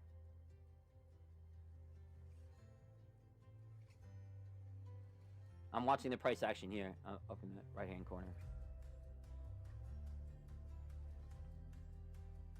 Let's see on the chart. Let's start the day. You know what? Let's start at the beginning of the day. This would be good. We'll do this real quick, and we'll get back to the SPY. So let's start at the beginning of the day, and we'll just skip ahead to some other. Let's go the first 15-minute in. We had a price at 431. The absolute gex was at 430. It said, you know, dragging it down. Now we'll skip ahead a couple hours and look for a shift. I think this was still 430. All right, go a couple hours ahead, and then we'll go live. Where's a big move here? All right, so here's another one now. The absolute gex and the largest one has moved to 425. Price action's going down to 427. So once usually you reach that absolute gex in the largest bar, especially in the afternoon, especially on a Friday, you'll see the absolute gex jump all around. You want to try and find the ones that are not the outliers. So that was an outlier. It jumped all the way up to here, above it, and above it, but now it's back down to here, and now we're tracking along nicely. It's still at 425. We're at 427, and now we'll go live. So now we're at 426, and the absolute gex and the largest ones is still at 425. So if the data on any regular day, the data would tell us that 425 is the target. Being that it is a Friday in the afternoon, take everything with a little more. I don't want to say less confidence, but not closer to 100%. Put it that way. Not as close to 100% as like a Monday or Tuesday, Wednesday, Thursday, but a little further away. That's the most political answer I can think of. Thank you guys for being here. If you haven't already, please hit the like, subscribe. We do videos on not a random. I have only right now is a Wednesday evening is going to be a QTA talk, and you know, a tutorial and see how other people are using it. That's going to be a steadfast live video, full interaction. The live trading, it's going to be a little more sporadic, so make sure you hit the subscribe and share. Share this with people that you think would benefit from it. The more people in here, the better this operates. You know, I don't want to just be the one looking at trades. I want to be the one giving out the data, and then you guys come up with the trades that you're doing. I think that's where really I want to take it. I don't want to be the guru. I know Bryant doesn't want to be the guru. You know, he looks at QTA as a separate entity. You know, he doesn't want to be the one to give out trades. He posts what he trades. So if you just starting out and you want to know how to do iron butterflies and do butterfly spreads, which is amazing to me, he posts them in the income spreads channel. But he stresses using the data. So that's what we want to do. If you're struggling with options, you want to learn how to do options, hit me up in the email at stockdoc2k@gmail. It's up there in chat, and we'll get you squared away. You learn options, and then you can learn how to use the tools. It's really that easy. And I've never seen something that's so turnkey as a tool before in my life. You don't even need to know charts and trends and patterns. You just need to look at this chart and say, okay, We came down, we touched this level. This is a major level, and now we're going back up, and this is a possible target. That's really all you need. And then look at the different levels here.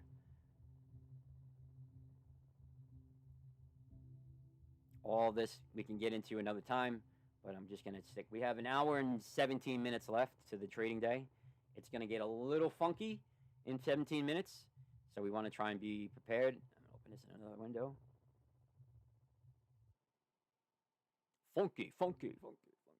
Haven't looked at the option chain yet, but have my eye on Disney. It's sitting at a big level. It is. I said a while back that I can see Disney easily going into the 70s, possibly the 60s, if 79, I think it was like 79.06, the level. If 79.06, whatever's at 79, if that fails, you could see high 60s. And I got excommunicated for it. How could you talk about Mickey like that?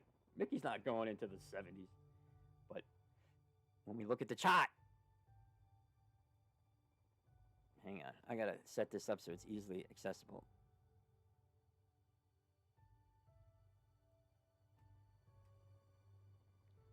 Disney. Ladies and gentlemen of the J.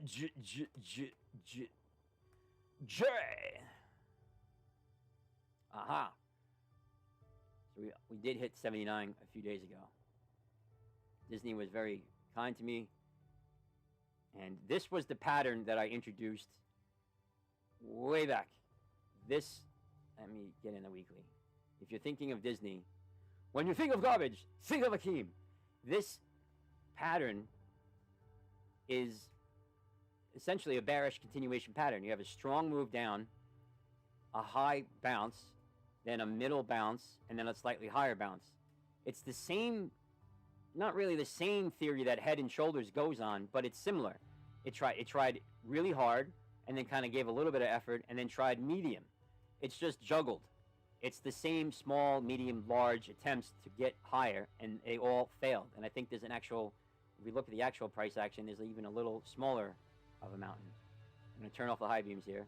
Right? Large mountain, smaller mountain, medium mountain, another small mountain, and then finally laying flat on 79.07. That was the level. We breached 79.07. Mickey's going digging. The next level here would be 66.99. That's a good support level right here. See how it's flat here? Came back, tested it. Try to test that area again right here. So the 69. What did I say? 66.99. So 67 is an area if that 79.07 is broke. I know it sounds crazy, but I mean, check the videos, check the Discords. I've been saying it for a while, and this bounce up almost got us into the next level up to here, but it didn't even make it. Didn't even come close. And we had this big reversal candle. This is an inverted hammer, and then look back. That's an inverted hammer. So reversals happened. Mistakes were made, but there we go. And then again, like Marcus said, it's at a base level. Perfect eye, great eye. If we do hold and we do bounce, maybe a catalyst comes out winter earnings. November. I don't think they're going to have any more. They're not going to have better things to report in November. I mean, the last few earnings were not optimal for Disney. I don't see how they could have done that much better in the 3 or 4 months since the last one. So I'm waiting on Disney to break that 79. What was it again?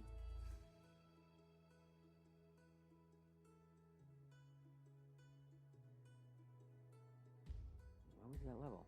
79.07. I marked it off anyway. Turn it on, right? Yeah. Let's clean a little bit of this up. I wasn't expecting company. Let me clean up. Yeah, we don't need any of these anymore. I want to make this a little more important. Make this red. Whose chopper is this? Zed's. Who's Zed? Zed's dead, baby. Apologies in advance if you don't like movies. I think 80% of my dialogue that I speak are all going to be movies. So, not sorry.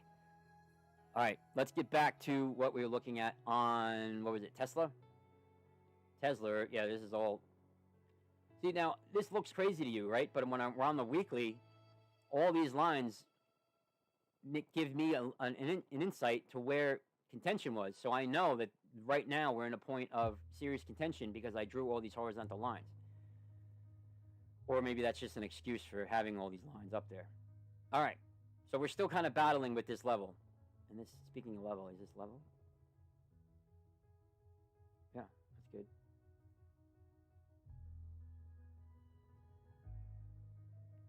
Tesla had speaking of inverted hammers, Tesla had a beautiful one right here.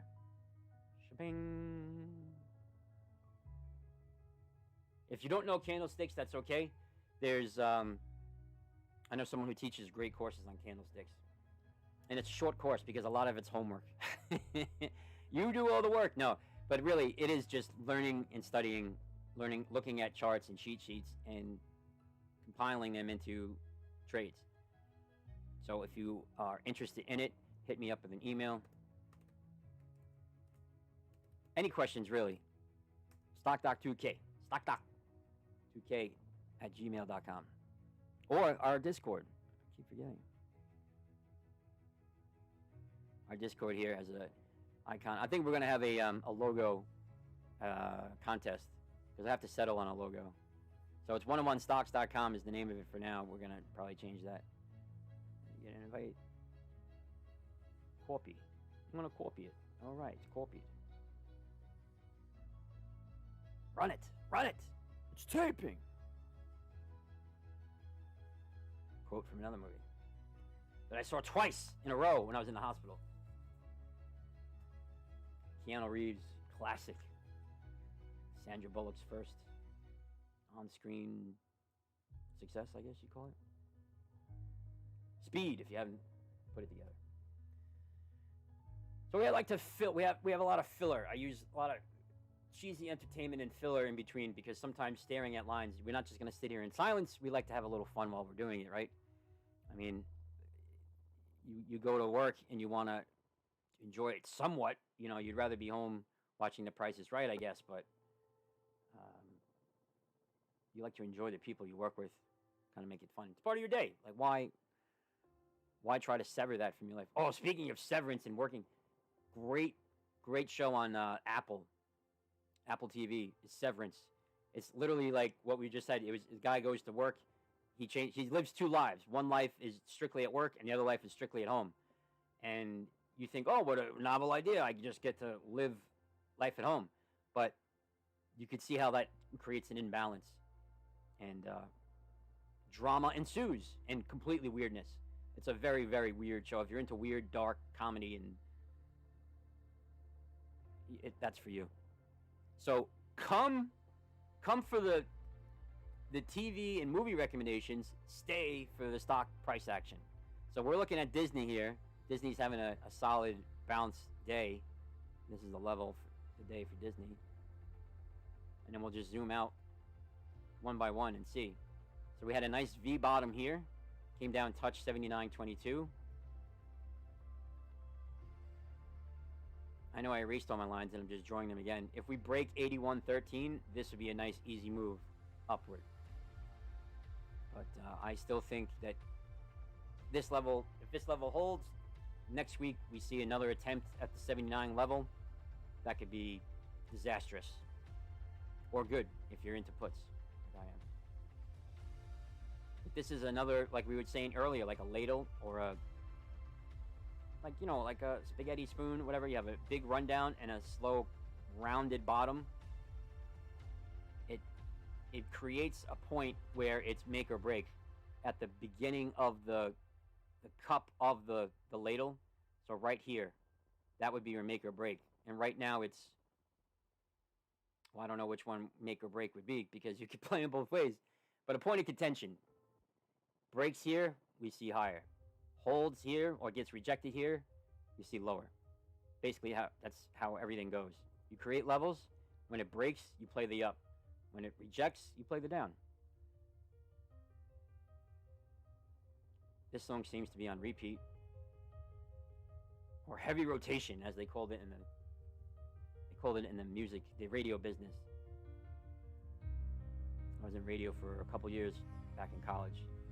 And it wasn't college radio like you think, like playing whatever you want, like Dr. Dre and Slipknot and Vision of Disorder. It wasn't like play whatever you want. It was serious. They wanted to really train you.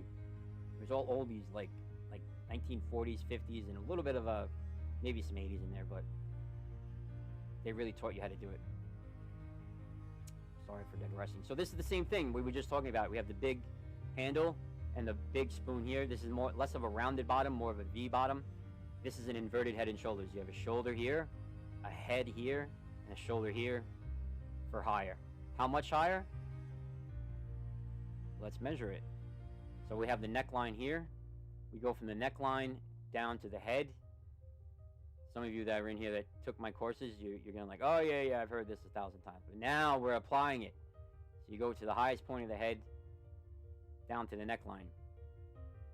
Or maybe let's just take the average in this case, because it is Tesla. I don't want to overshoot it. All right, look, this is just a guide anyway, so that's close enough. So then we go from the neckline, and we paste it right there. And that's annoying me. I got to make it straighter. This is the measured move for Tesla, up to 251. And what did we say on the Gex chart?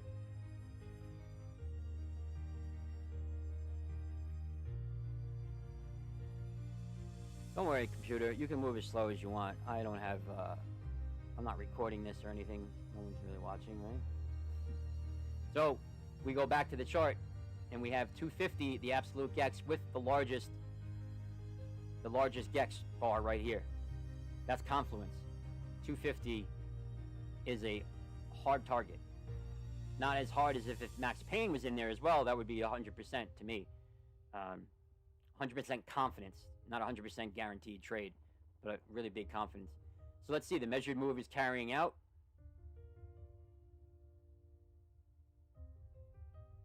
I'm going to watch it on the 5 second. Watch it really move. Whoa, see that? I jinxed it. No, this is just a little bit of a bull flag right here. We have a run up, we have a push down or a pull back, creating a little bit of a flag action, and then more action up, which is also could be a measured move. We'll stick this on the 5 second.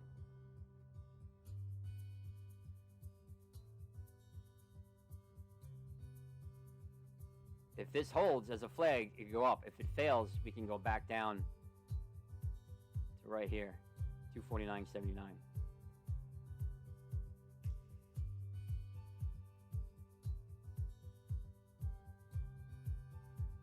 You want it to hold there. So keep in mind, this is on the 5 second. If you're, every candle represents a 5 second interval. So it's a little mind rushing. I don't trade on this. I just look at it as a tool, and then we come back to the 5 minute, and we can see it happening in real time. See, we're still green on this one, but when you go down to the 5 second, it's a lot more action. And you get to see patterns and things and how they fail and how they play out.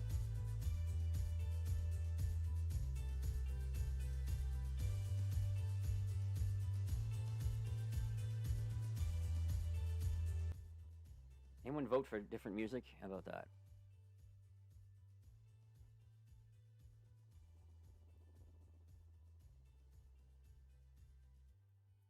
Well, it is 3 minutes to power hour.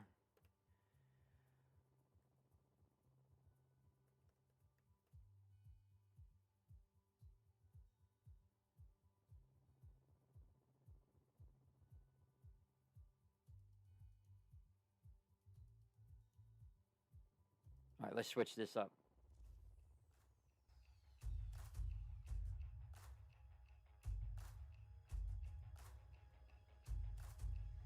Let's get into it. We're heading into the weekend here.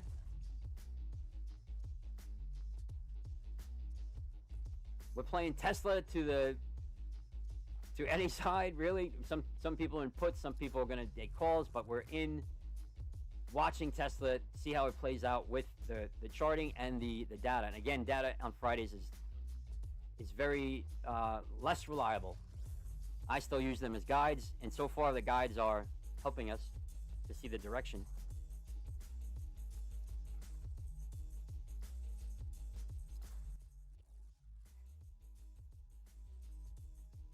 It's hard for me to gauge a level on the music versus the mics. Let me know if it's too loud or anything.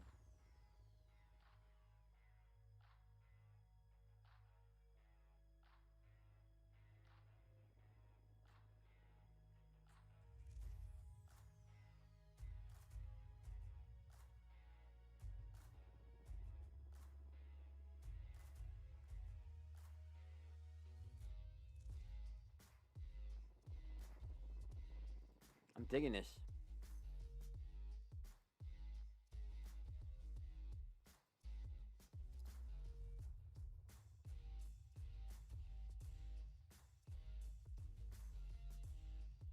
Let's get off the 5 second. I don't want anyone tuning in and being like, holy, why is this guy trading on the 5 second? What's wrong with him? So again, I just use it as a quick tool, a quick look to kind of gauge what's happening within a 5 minute candle or something. So let's take a look where we might be going. The MACD is in bearish territory. We were in this downtrend following the price action. We're still following the price action. We're coming up. This might be a point right here for the MACD. Crossing back over into bullish might be hard. So we're going to wait and see if we come into a rejection up there. The vortex indicator, the blue is falling. I mean, the gold is falling away from the blue that is rising. That is bullish until it gets to a point where they're so far apart they become attracted to one another again, and that's when you see the price action coming back down. And let's move this move back here so it doesn't interfere. So again, this white line here is the measured move that we're expecting from the inverted head and shoulders. And I'm going to make this dotted.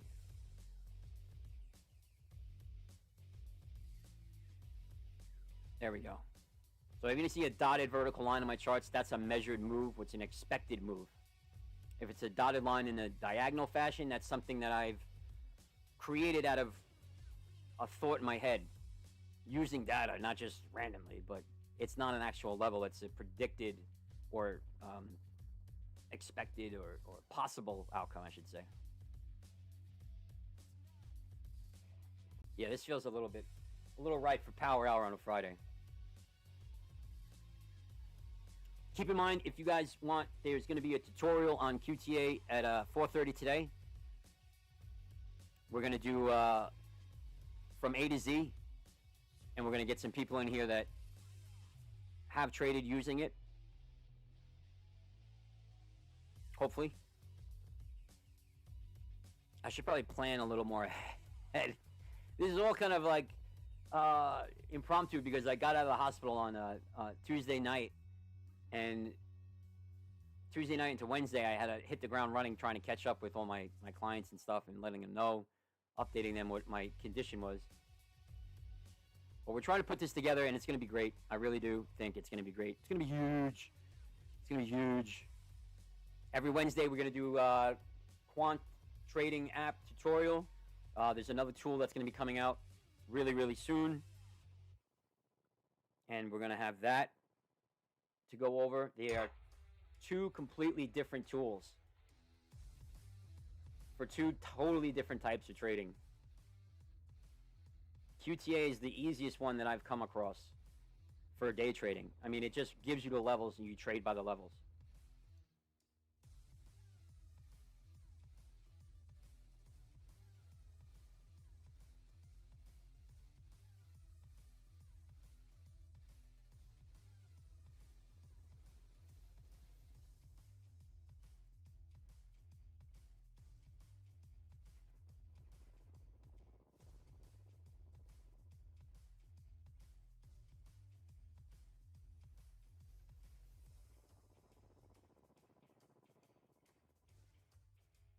Okay, I'm watching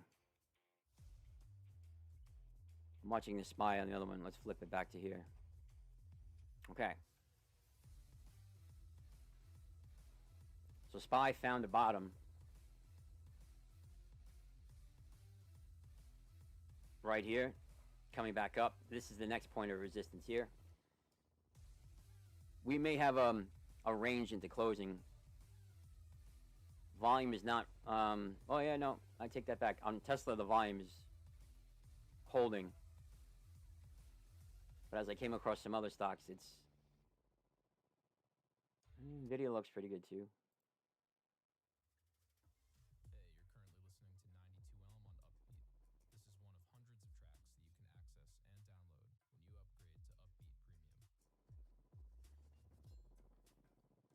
I'll consider upgrading to premium.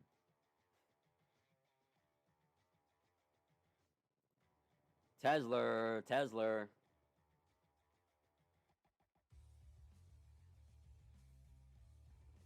All right, guys, I'm going to be right back. I'm going to go take care of a few things. Everything's still going to be running. I'm just going to shut this off for a second.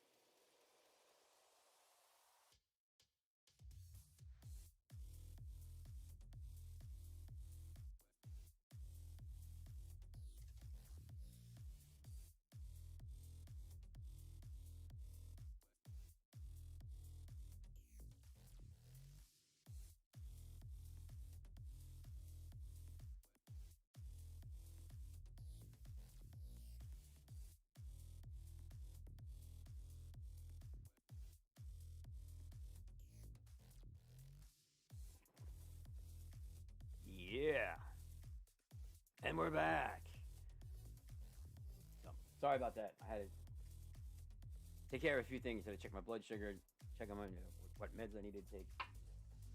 Getting out of the hospital, there's a lot of work to do afterwards. So. I appreciate you.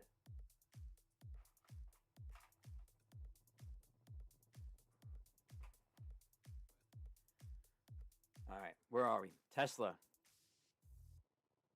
Still in this weird zone. I think right here is up is easier. It could come back test here, but up is easier to here to this point to 251.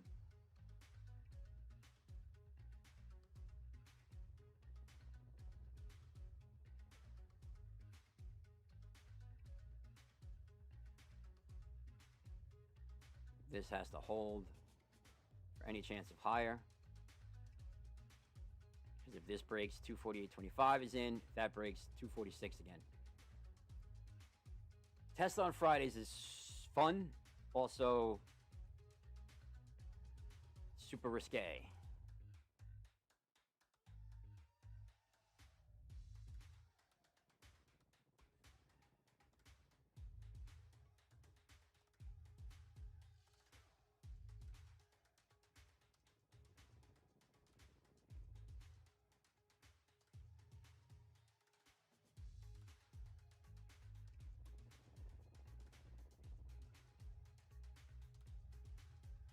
Spacing out right now. I just was realizing that we're going to be in October. How freaking weird is that? How is it October already? I remember we were just doing July 4th barbecues and stuff. But anyway, I bring that up because September is usually the worst month in the market seasonality cycle. And sometimes in October, once you get closer to the holidays, you get that rush into the end of the year. A lot of people are settling their books. They want to avoid tax things by, it's called a wash sale. They try to, wash sale try to prevent that. They want to, you can't sell a stock and then rebuy it within a certain amount of time for a better price. But what happens is people try to get rid of their you have the wins and the losses, and at the end of the year they try to balance that to avoid certain tax implications. But that's a whole nother annoying video to talk about. We wanted to talk about right now what's going on right here, right today, happening at 3:12 p.m. New York City. Tesla, that's what's happening.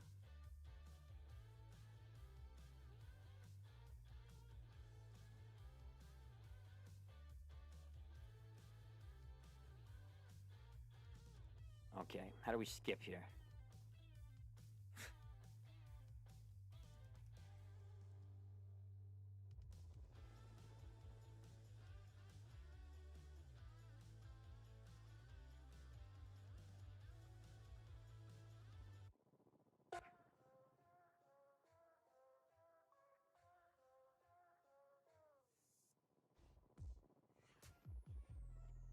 Okay, I can deal with this. Like I said, October's right around the corner. This is a little Halloween feeling.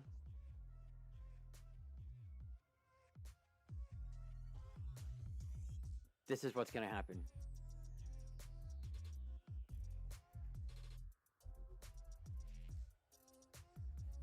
How's my NVIDIA? So I'm on NVIDIA long again, and I probably said that 15 times in here, but I'm long NVIDIA. We're due for a little bit of a retracement here. We're out of level, so I wouldn't mind a little bit of a down on Monday as long as we hold here for more higher.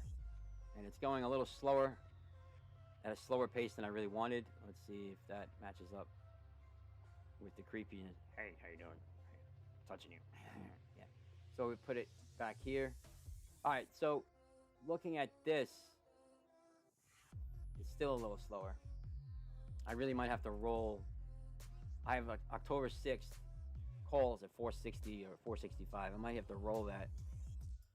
I want to get time. I want it to reach a week before my expiration, in other words. But right now it's expected to reach, looks like on Friday, possibly reaching a high point. That's called managing your portfolio.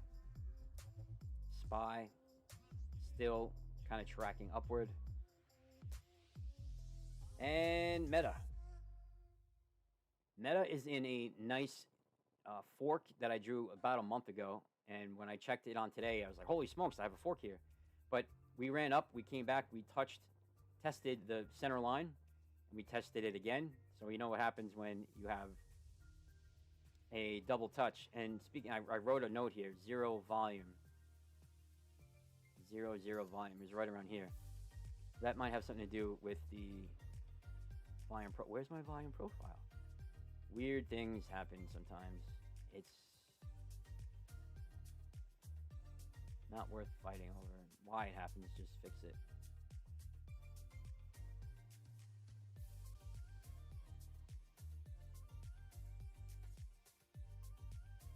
Oh, it's on the main. It's on the main chart. VP.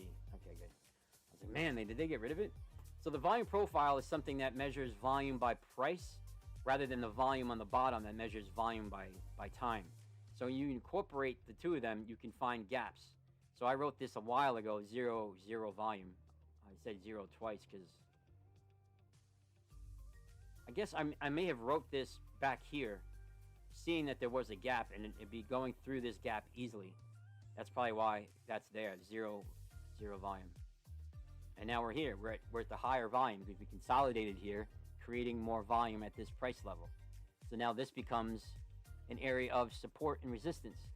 So we still have this huge gap here, but now we have this area. If we go above it, then this becomes support. If we fail it, it can easily go right back down to where we came from because of the volume gap is still there. It's like a void.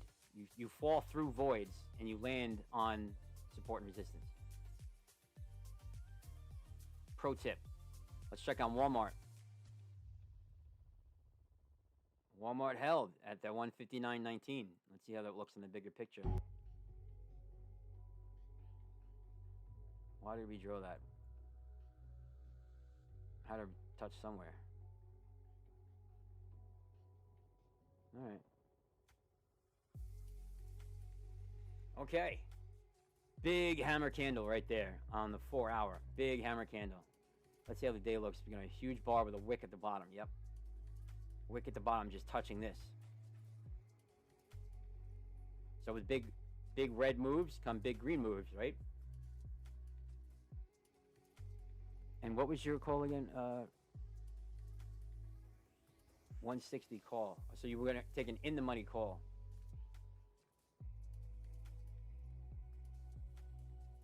Let's see.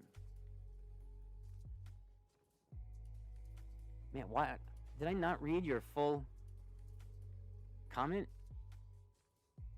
I'm sorry, Marcus. What is happening? I'm rereading it and I'm like, okay, I know I read that out loud, looking for a bounce around 158. Why did I not read that and mark? I did mark it here. Anyway, you're getting your bounce. So I see what you're saying now. For some reason, I thought you wanted to get above here. I get what you're doing now. I completely apologize. My brain is like complete pudding. I'm still on extreme pain meds, and I really can't piece together sentences sometimes. It sucks. I hate it. But the alternative is lying in bed, and I don't want to do that. So let's see. Now that we have the volume profile up, let's play with that a little bit. Let's zone in on just today.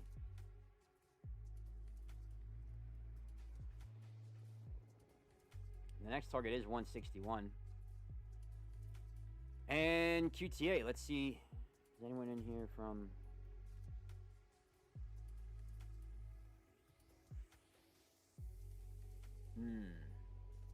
Maybe I'll save that for the tutorial. If that's even happening. Let me check with these guys.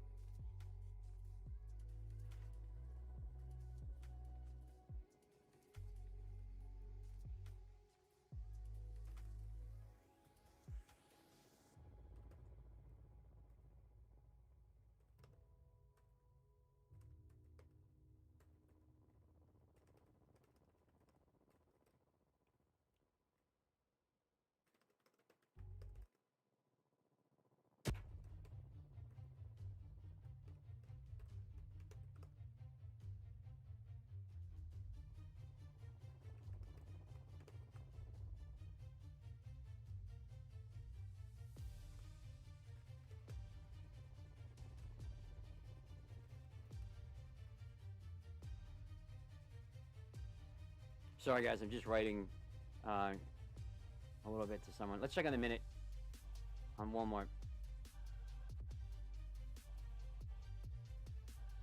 Yeah, 15.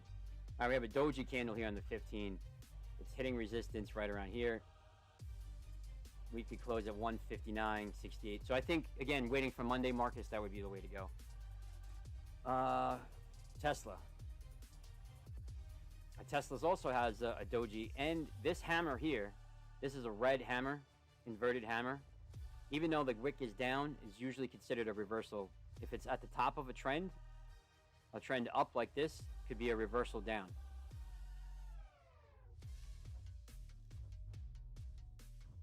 Did I, let's see.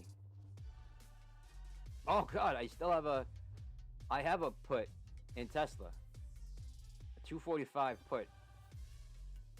I use Charles Schwab, and Schwab lets you have like, so far it's unlimited accounts to me. Every time I call, I end up getting another account. And I say, I wanted to do this, and I wanted to do separate, okay, let's just get you another account. It just keep building up. But anyway, I have a 245 put in Tesla. I had totally not seen until right now. It's very, very much down. But to sell it now would be worthless, or it wouldn't be worth it at all. So I'm just going to leave that up there. Let's see. Video call, that's okay. That's for next week. That's working all right. I still have that SPY hedge for 440. It's funny at the end of the week how your hedges come, well, your insurance plays come to look like absolute rubbish. Rubbish!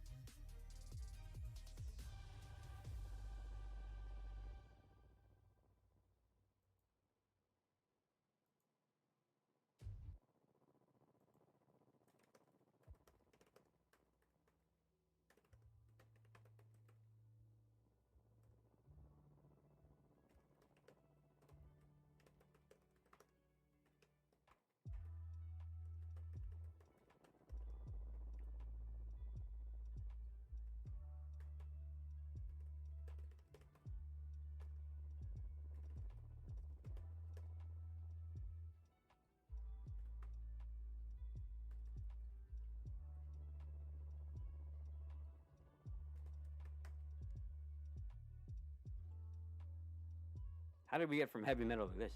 I do not know. We gotta get rid of this. It's gonna put me to sleep.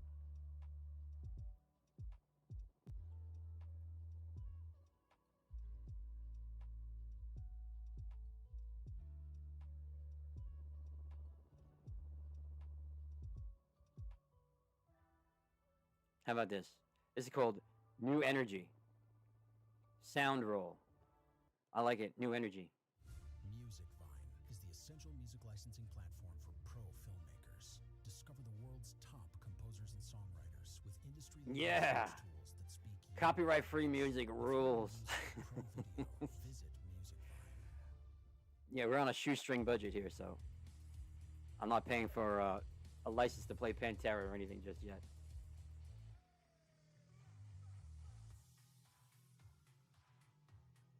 Oh, imagine having like trading with Biggie and stuff. When I was in a private, hosting a private trading group, that was able to be done. We'll get there one day. We'll probably have a We'll probably have a Zoom trading. But for right now, it's open to the public. So like, share, and subscribe to this video. Definitely subscribe because we do this. I do videos sporadically. Every Wednesday though. That's the set.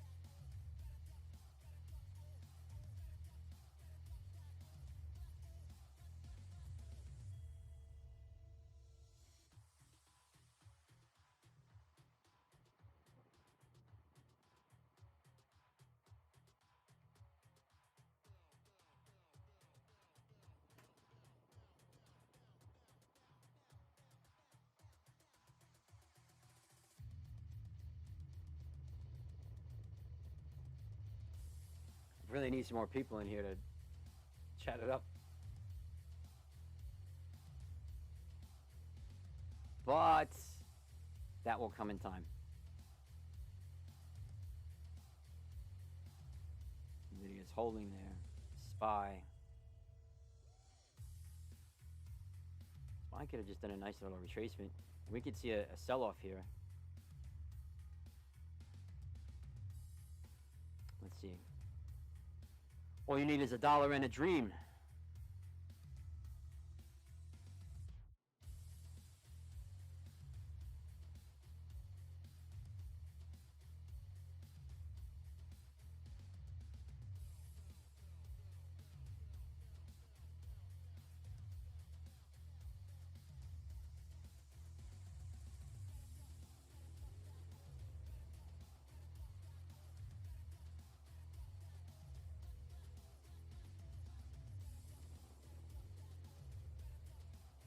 Managing my books for a second. Sorry, guys.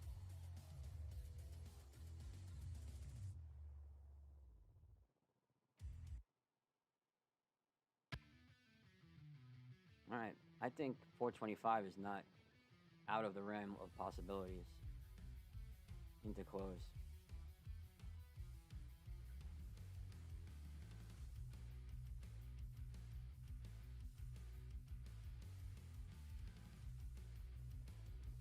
That's Tesla doing. Tesla, I just keep getting the sense that this is bearish, right? Came down, humped up, came down, V bottom. We had this inverted head and shoulders. This was the expected move. We stopped halfway, right around here, which comes back to the first level of support in the morning. Is now somewhat resistance area in the afternoon. If this level breaks, we're going to see a down on Tesla, sell-off into close. If it holds, then we close right around here. And let's check the max pain in the GAX real quick. This is Tesla. All right, we bounced off the 2-day VWAP and right around 250 now. Max pain is 245 now. Is this the right day? Gotta double check.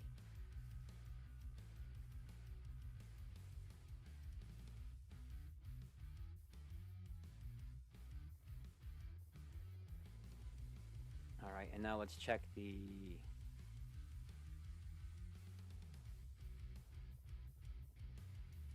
updates here. Now we're at absolute GEX. Usually that's where we close to the day. Max pain is still 245, but we are at the largest level and absolute GEX. If anything, probably a move down. Although there is this call volume mountain here. But I think the attraction would be this way, towards Mac Pain and towards the second highest. This isn't really in any way related because it's so far away. But I'm saying if there is a move away from 250, I would have to, gun to head trade, I would say down. Again, the data doesn't work as best on Fridays, especially Friday afternoons, and especially during power hour. Hey, AG1, that's my new shake.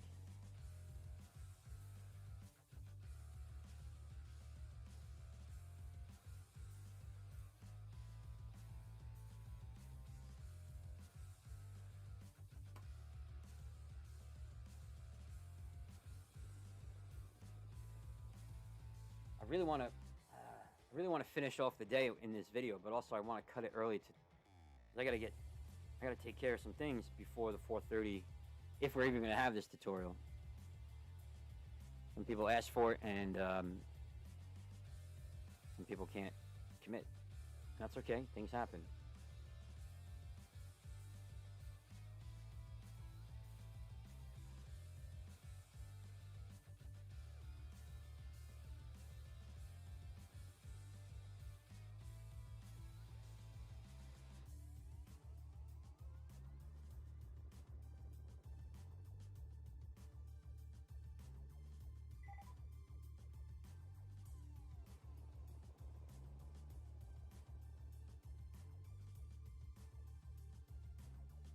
Pain meds are the worst.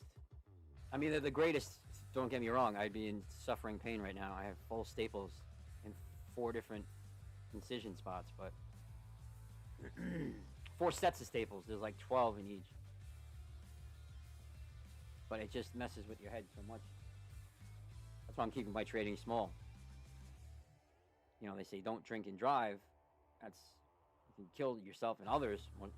Worse, but do not do not trade under any type of influence.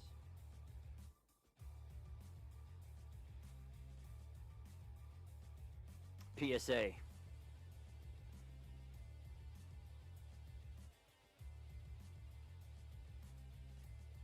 All right, Tesla, come on, give me that drop.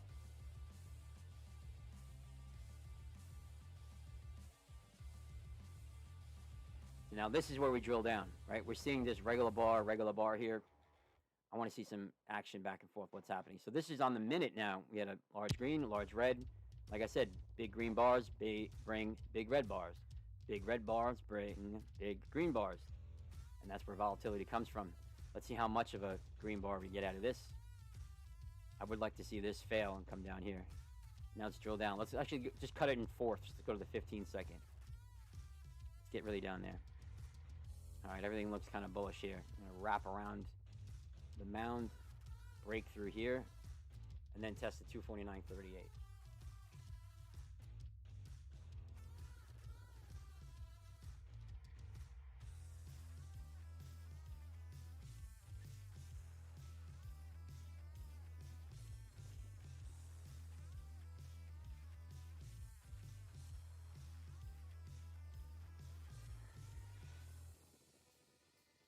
I'm digging it a little bit. I really wish there was something more peppy.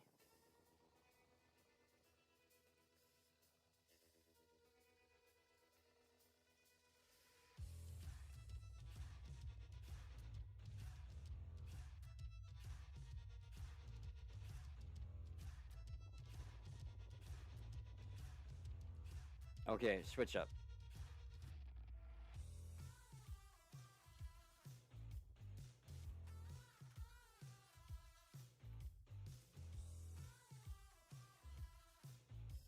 Okay, sorry, I can't take you. This is a random, this is Dorisha Mountaineer. See if we can inject some energy into this. Come on. That's it, everybody up. Everybody up, everybody up, come on.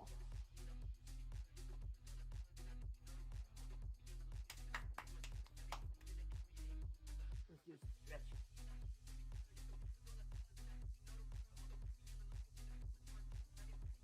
You gotta move around when you trade, man. You can't sit in one spot. This is how you get blood clots, man. Believe me. I just got out of the hospital. I think it stemmed from a hockey injury way back, a long time ago, like a couple of years ago, but it's there, and sitting does not help it. I just feel the rush in my legs right now just by standing up and stretching just that little bit. Should be walking around a little more, but I want to focus in on this. We're on the 15 second. We're still not seeing any type of moving action, so we're going to drill down to the 5 second. Now we're really going to start seeing movements and levels play out. So hang on to your butts. What we really want, if, you know, since we aligned with the puts, or at least I did because I just realized I had one left, we want to see a break of 249.38 on the really micro levels. That micro levels is like below 1 minute. And again, I don't trade with this. This is just a tool to look at temporarily. I would never enter a trade based on the 1 second. You can't see it. You can't see the bigger picture. You can't see any picture, really. But getting on the 1 second or the 5 second as opposed to the 5 or 15 minute, you can catch an advantage. Instead of seeing just a regular bar move slightly up and down, you could see action, and you could see possibilities play out. Man, my hair is all messed up. I feel like a lot better than I did this morning. But I do apologize for the lackluster of this video. It's not really up to my regular standards. Oh, I know this song. I've heard that beat before. So this seems to be a big level here on Tesla 249.56.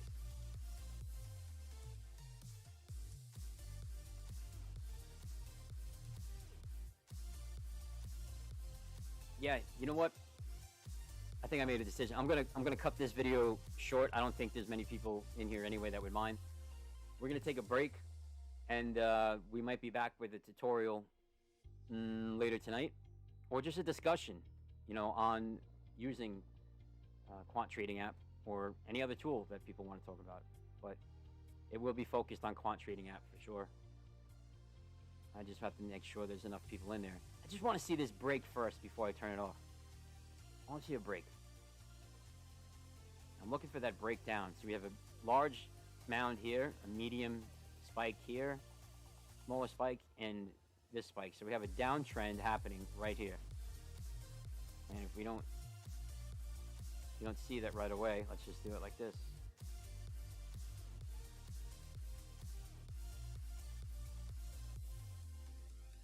And that is a descending triangle, just like that, with a steady base as support and a lowering or declining resistance. So we should see some action coming up. And remember, this is the 5 second. We drilled down just to get it. We should see some action in the next minute or so.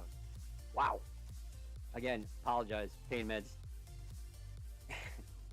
So if we see this break and we get below 249.38, that would be very good for me, realizing that I still had to put in Tesla. If you're long Tesla going into close, if we got in down here and we're up here now, I would consider taking profit.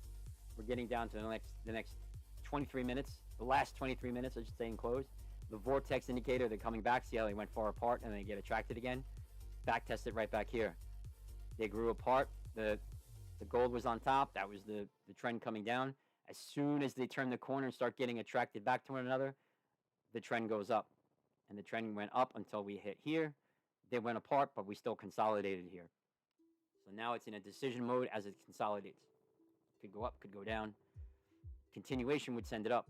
A reversal would send it down, obviously, but we're just waiting and seeing. RSI is not even a factor. It's right in the middle at 53. It's not hot, it's not cold. Either way is possible. I really want to see this play out before I take a break. Take a break before the next show. Oh, I have a lot to do. Oh, man. I'm going to have to push to 4:30.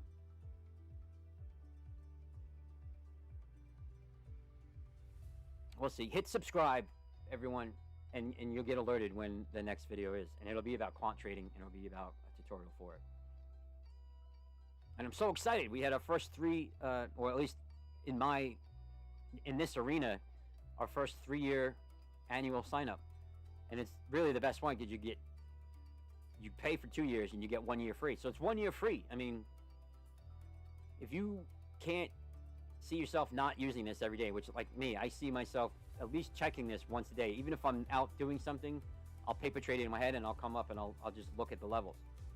But, you know, if HBO told me, listen, you could pay, you know, $15 a month, or you can get an annual for, I think it's like $119, or you can buy 2 years and we'll give you 1 year free, I would get it. Because it's not like I'm never, you know, I'm not going to not watch HBO 3 years from now. I'm going to at least watch it and use it, so why not get the best economical price for it? That's how I look at it. I mean, it's an opportunity to get a service you use every day for free for a full year. It's amazing. And it's not, technically, it does not cover 100% of the full year. It's a little off. It's close to the 50%. You'll see. You'll see what it is. And if you want to see, if you're curious, I'll give you...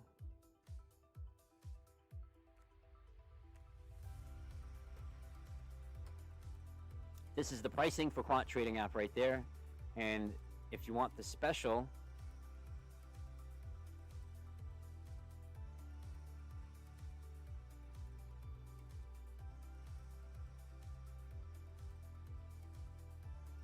so we created a special link.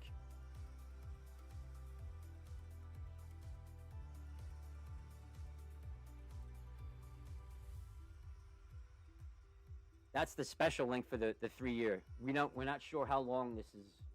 We're going to keep this on, based on interest and based on a few different factors, like how long the creator Brian wants to keep it on. But it's just not something that's, nothing is really solid. It's not set in stone. That's what I'm trying to say. Holy smokes, man. Pain pills really give you that worst brain fog. So again, if I haven't apologized already, enough. Here's another one. We're still waiting on this consolidation on Tesla. All right, SPY. What's it doing? Tell me something. Nope. Still around this line. Ever since we tuned in around 1 o'clock to now, it's just debating about this line. On the bottom, on the top. And according to...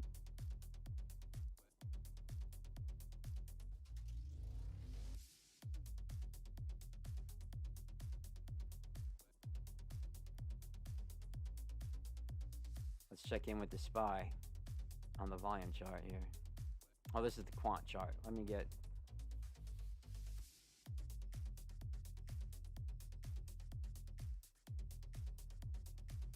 So there's two different charts here. The SPY has a zero volume chart, has a lot more data, a lot more info, data points to use.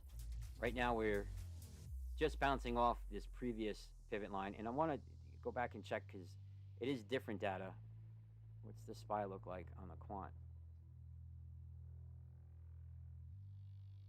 Because this one has the 2-day VWAP. I mean, there's so much stuff in here. I mean, I think the best time to get into it would be the weekend. I spent the first weekend watching all videos and back testing stuff, and then Monday I was in and trading. So the 2-day VWAP has seemed to be respected on both sides. It was support for a while, and once it broke, now it's resistance. It looked like a technical double top here. Not so much of a big move to really capitalize on anything, but if anything, the level would be 424.58, and the level to beat would be anywhere from like 428, 429. This whole area, because you have the intraday, you have the VWAP, and you have the 2-day VWAP. That's 3 levels right around the same area, as opposed to open air on the bottom. And just to compare with the other one, same thing, open air on the bottom, easy move to 426. When I say easy move, I just mean it's unobstructed, right? Anything could happen, catalysts can come in, people can decide to sell everything they have in SPY, whatever the case is. You want to make moves with the data that's presented to you, and that's the only thing we can do. We can't predict whether someone's going to jump ship, right? We can just use the data that's in front of us. So we're at the 5-minute. Let's get down to the 1 minute just for a couple seconds here. I want to see the battle.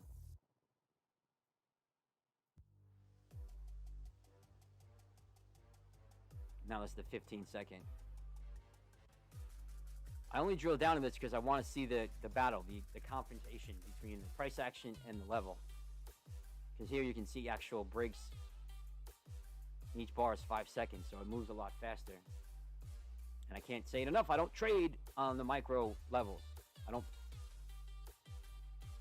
don't make a decision to trade.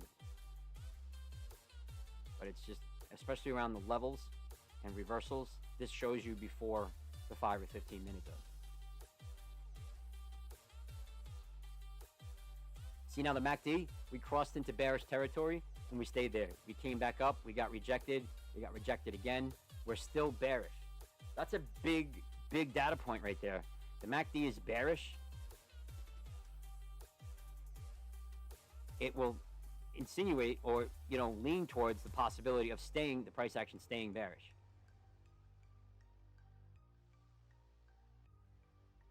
Until it crosses over bullish, I would not be into calls.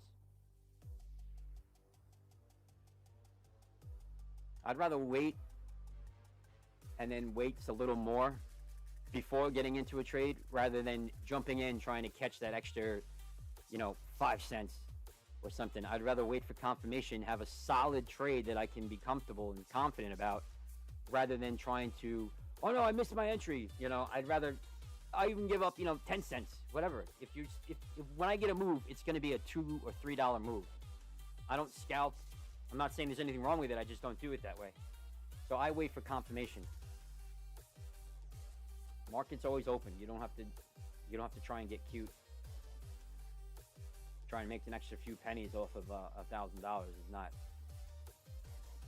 It's not the way to go. And if you're not comfortable leaving money on the table, get there. I have a whole psychology course on it. Leaving money on the table is the most grown-up thing to do when trading. If you know, say if we have a SPY put down to 426, which is down here, and we start to break down and we start hovering around 426.50, 426.49, start taking profit right there. And if not, go out all the way. If you made profit, take it out all the way. Practice taking profit, even though you 100% believe it's going to go that way, because learning that discipline helps later when you need it. So you practice. It's like training for a mission, right? The mission seems easy because you train so hard. You want to train hard and get that muscle memory in, so it's not as hard when you are in actual live town. All right, so now we've definitely broke up from this trend line. If it makes a decision, we could see something happen. And what did I say about the bullish territory? Wow, we are now very in the bullish territory in the 5 second. That's what we were looking at, right? Well, really is. The minute is still in. The 5 is still in bearish. The 15 is way bearish. Let's hang on the minute because we're getting close to the 10 minutes. The 10 last minutes in trading is bananas. And the 10 last minutes trading on a Friday are super modified bananas. Genetically modified.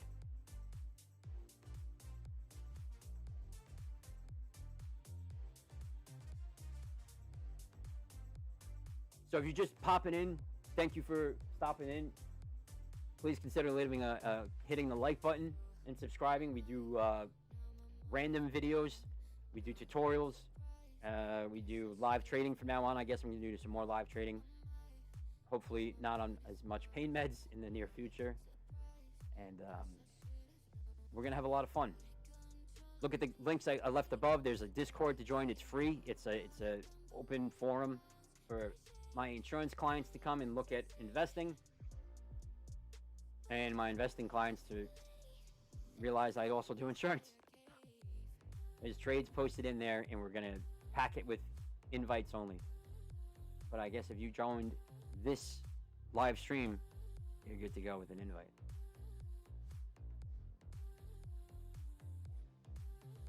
Man, I hate to cut it with 11 minutes left in the market, but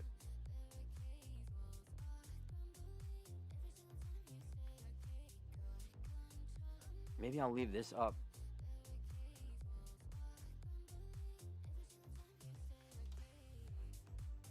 Yeah, I mean, this is a budget broadcast anyway.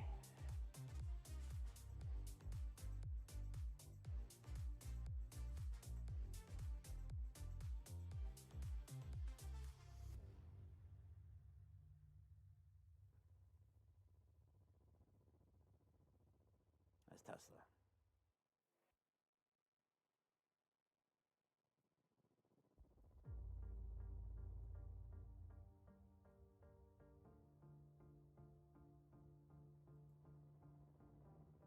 Yeah, you know what? I'm sorry to do this, guys, but I got some health things to take care of. And Tesla's off. Tesla's gone. We're gonna wait to see if it finishes this measured move. Remember, this was from the inverted head and shoulders. We did not ignore the possibility of Tesla going higher. We were looking at Tesla going lower, but we also have to realize that half an hour ago, we measured this move going up. Keep your head on a swivel on Fridays, that's for certain. All right, guys, I'm going to leave this up. Everything I'm going to leave open. I'm just going to have to remove myself, and that's probably a good thing for you guys. But I will see you when we do the next video. Hopefully it'll be tonight for the tutorial. I want to get a lot of information out. It's the last day of the month, and we're pushing to get some new members starting fresh for October. So like, subscribe, and share this, and I'll see you guys real soon.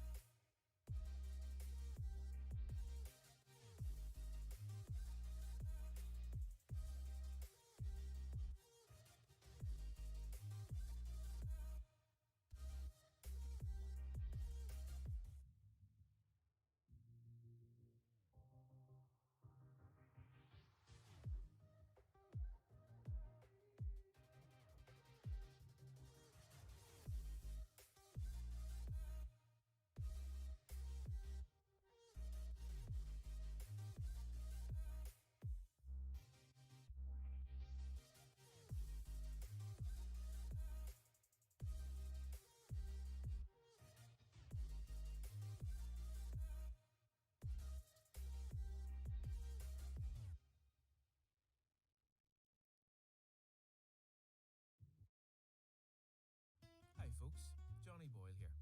It's a privilege to see the brilliant content you're creating with my music. If you're enjoying Upbeat, why not go premium? I guarantee you won't look back.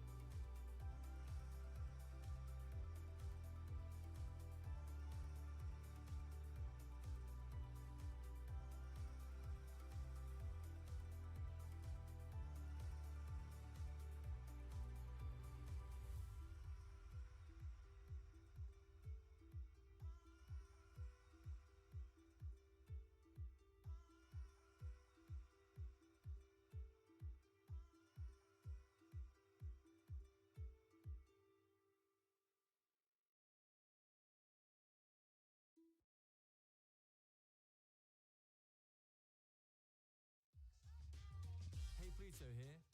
Shout out to all you wonderful creators for coming to Upbeat for your music.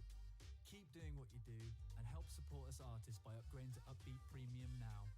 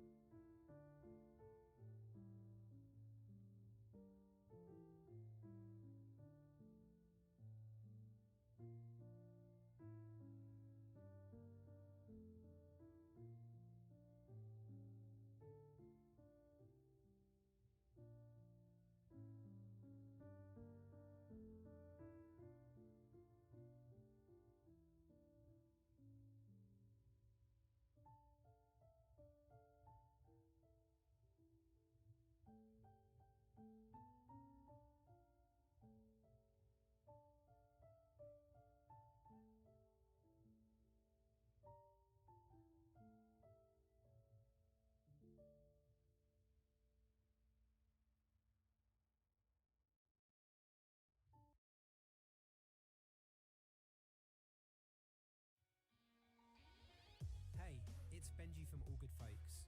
If you love our music and you want to support Upbeat's amazing community of artists, upgrade to Premium today and help us keep creating great new tracks for you.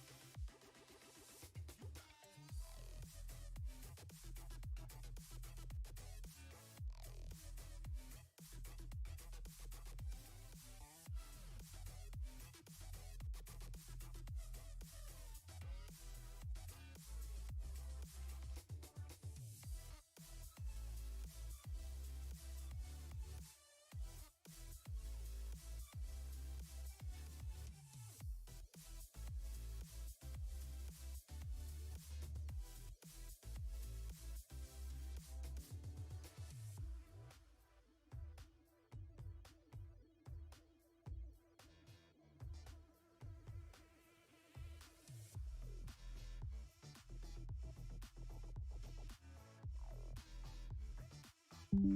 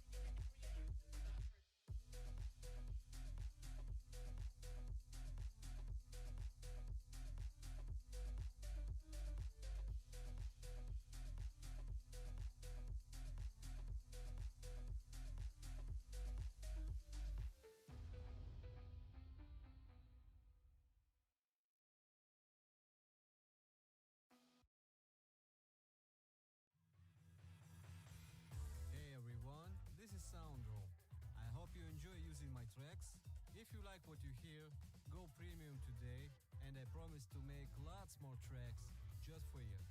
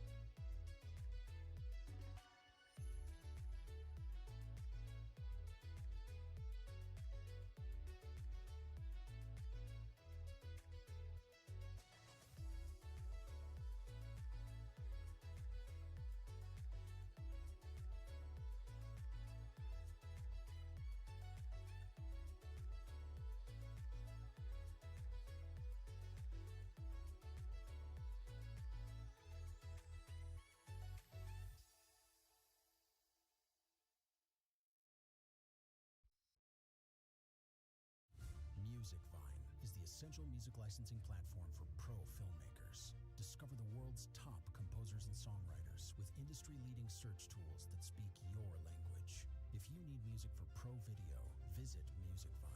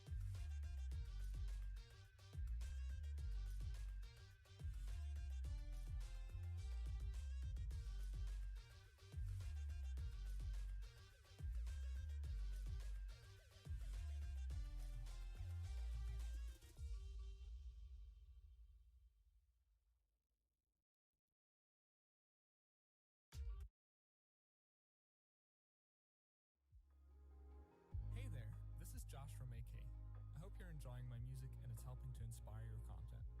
To get all of my tracks and more amazing music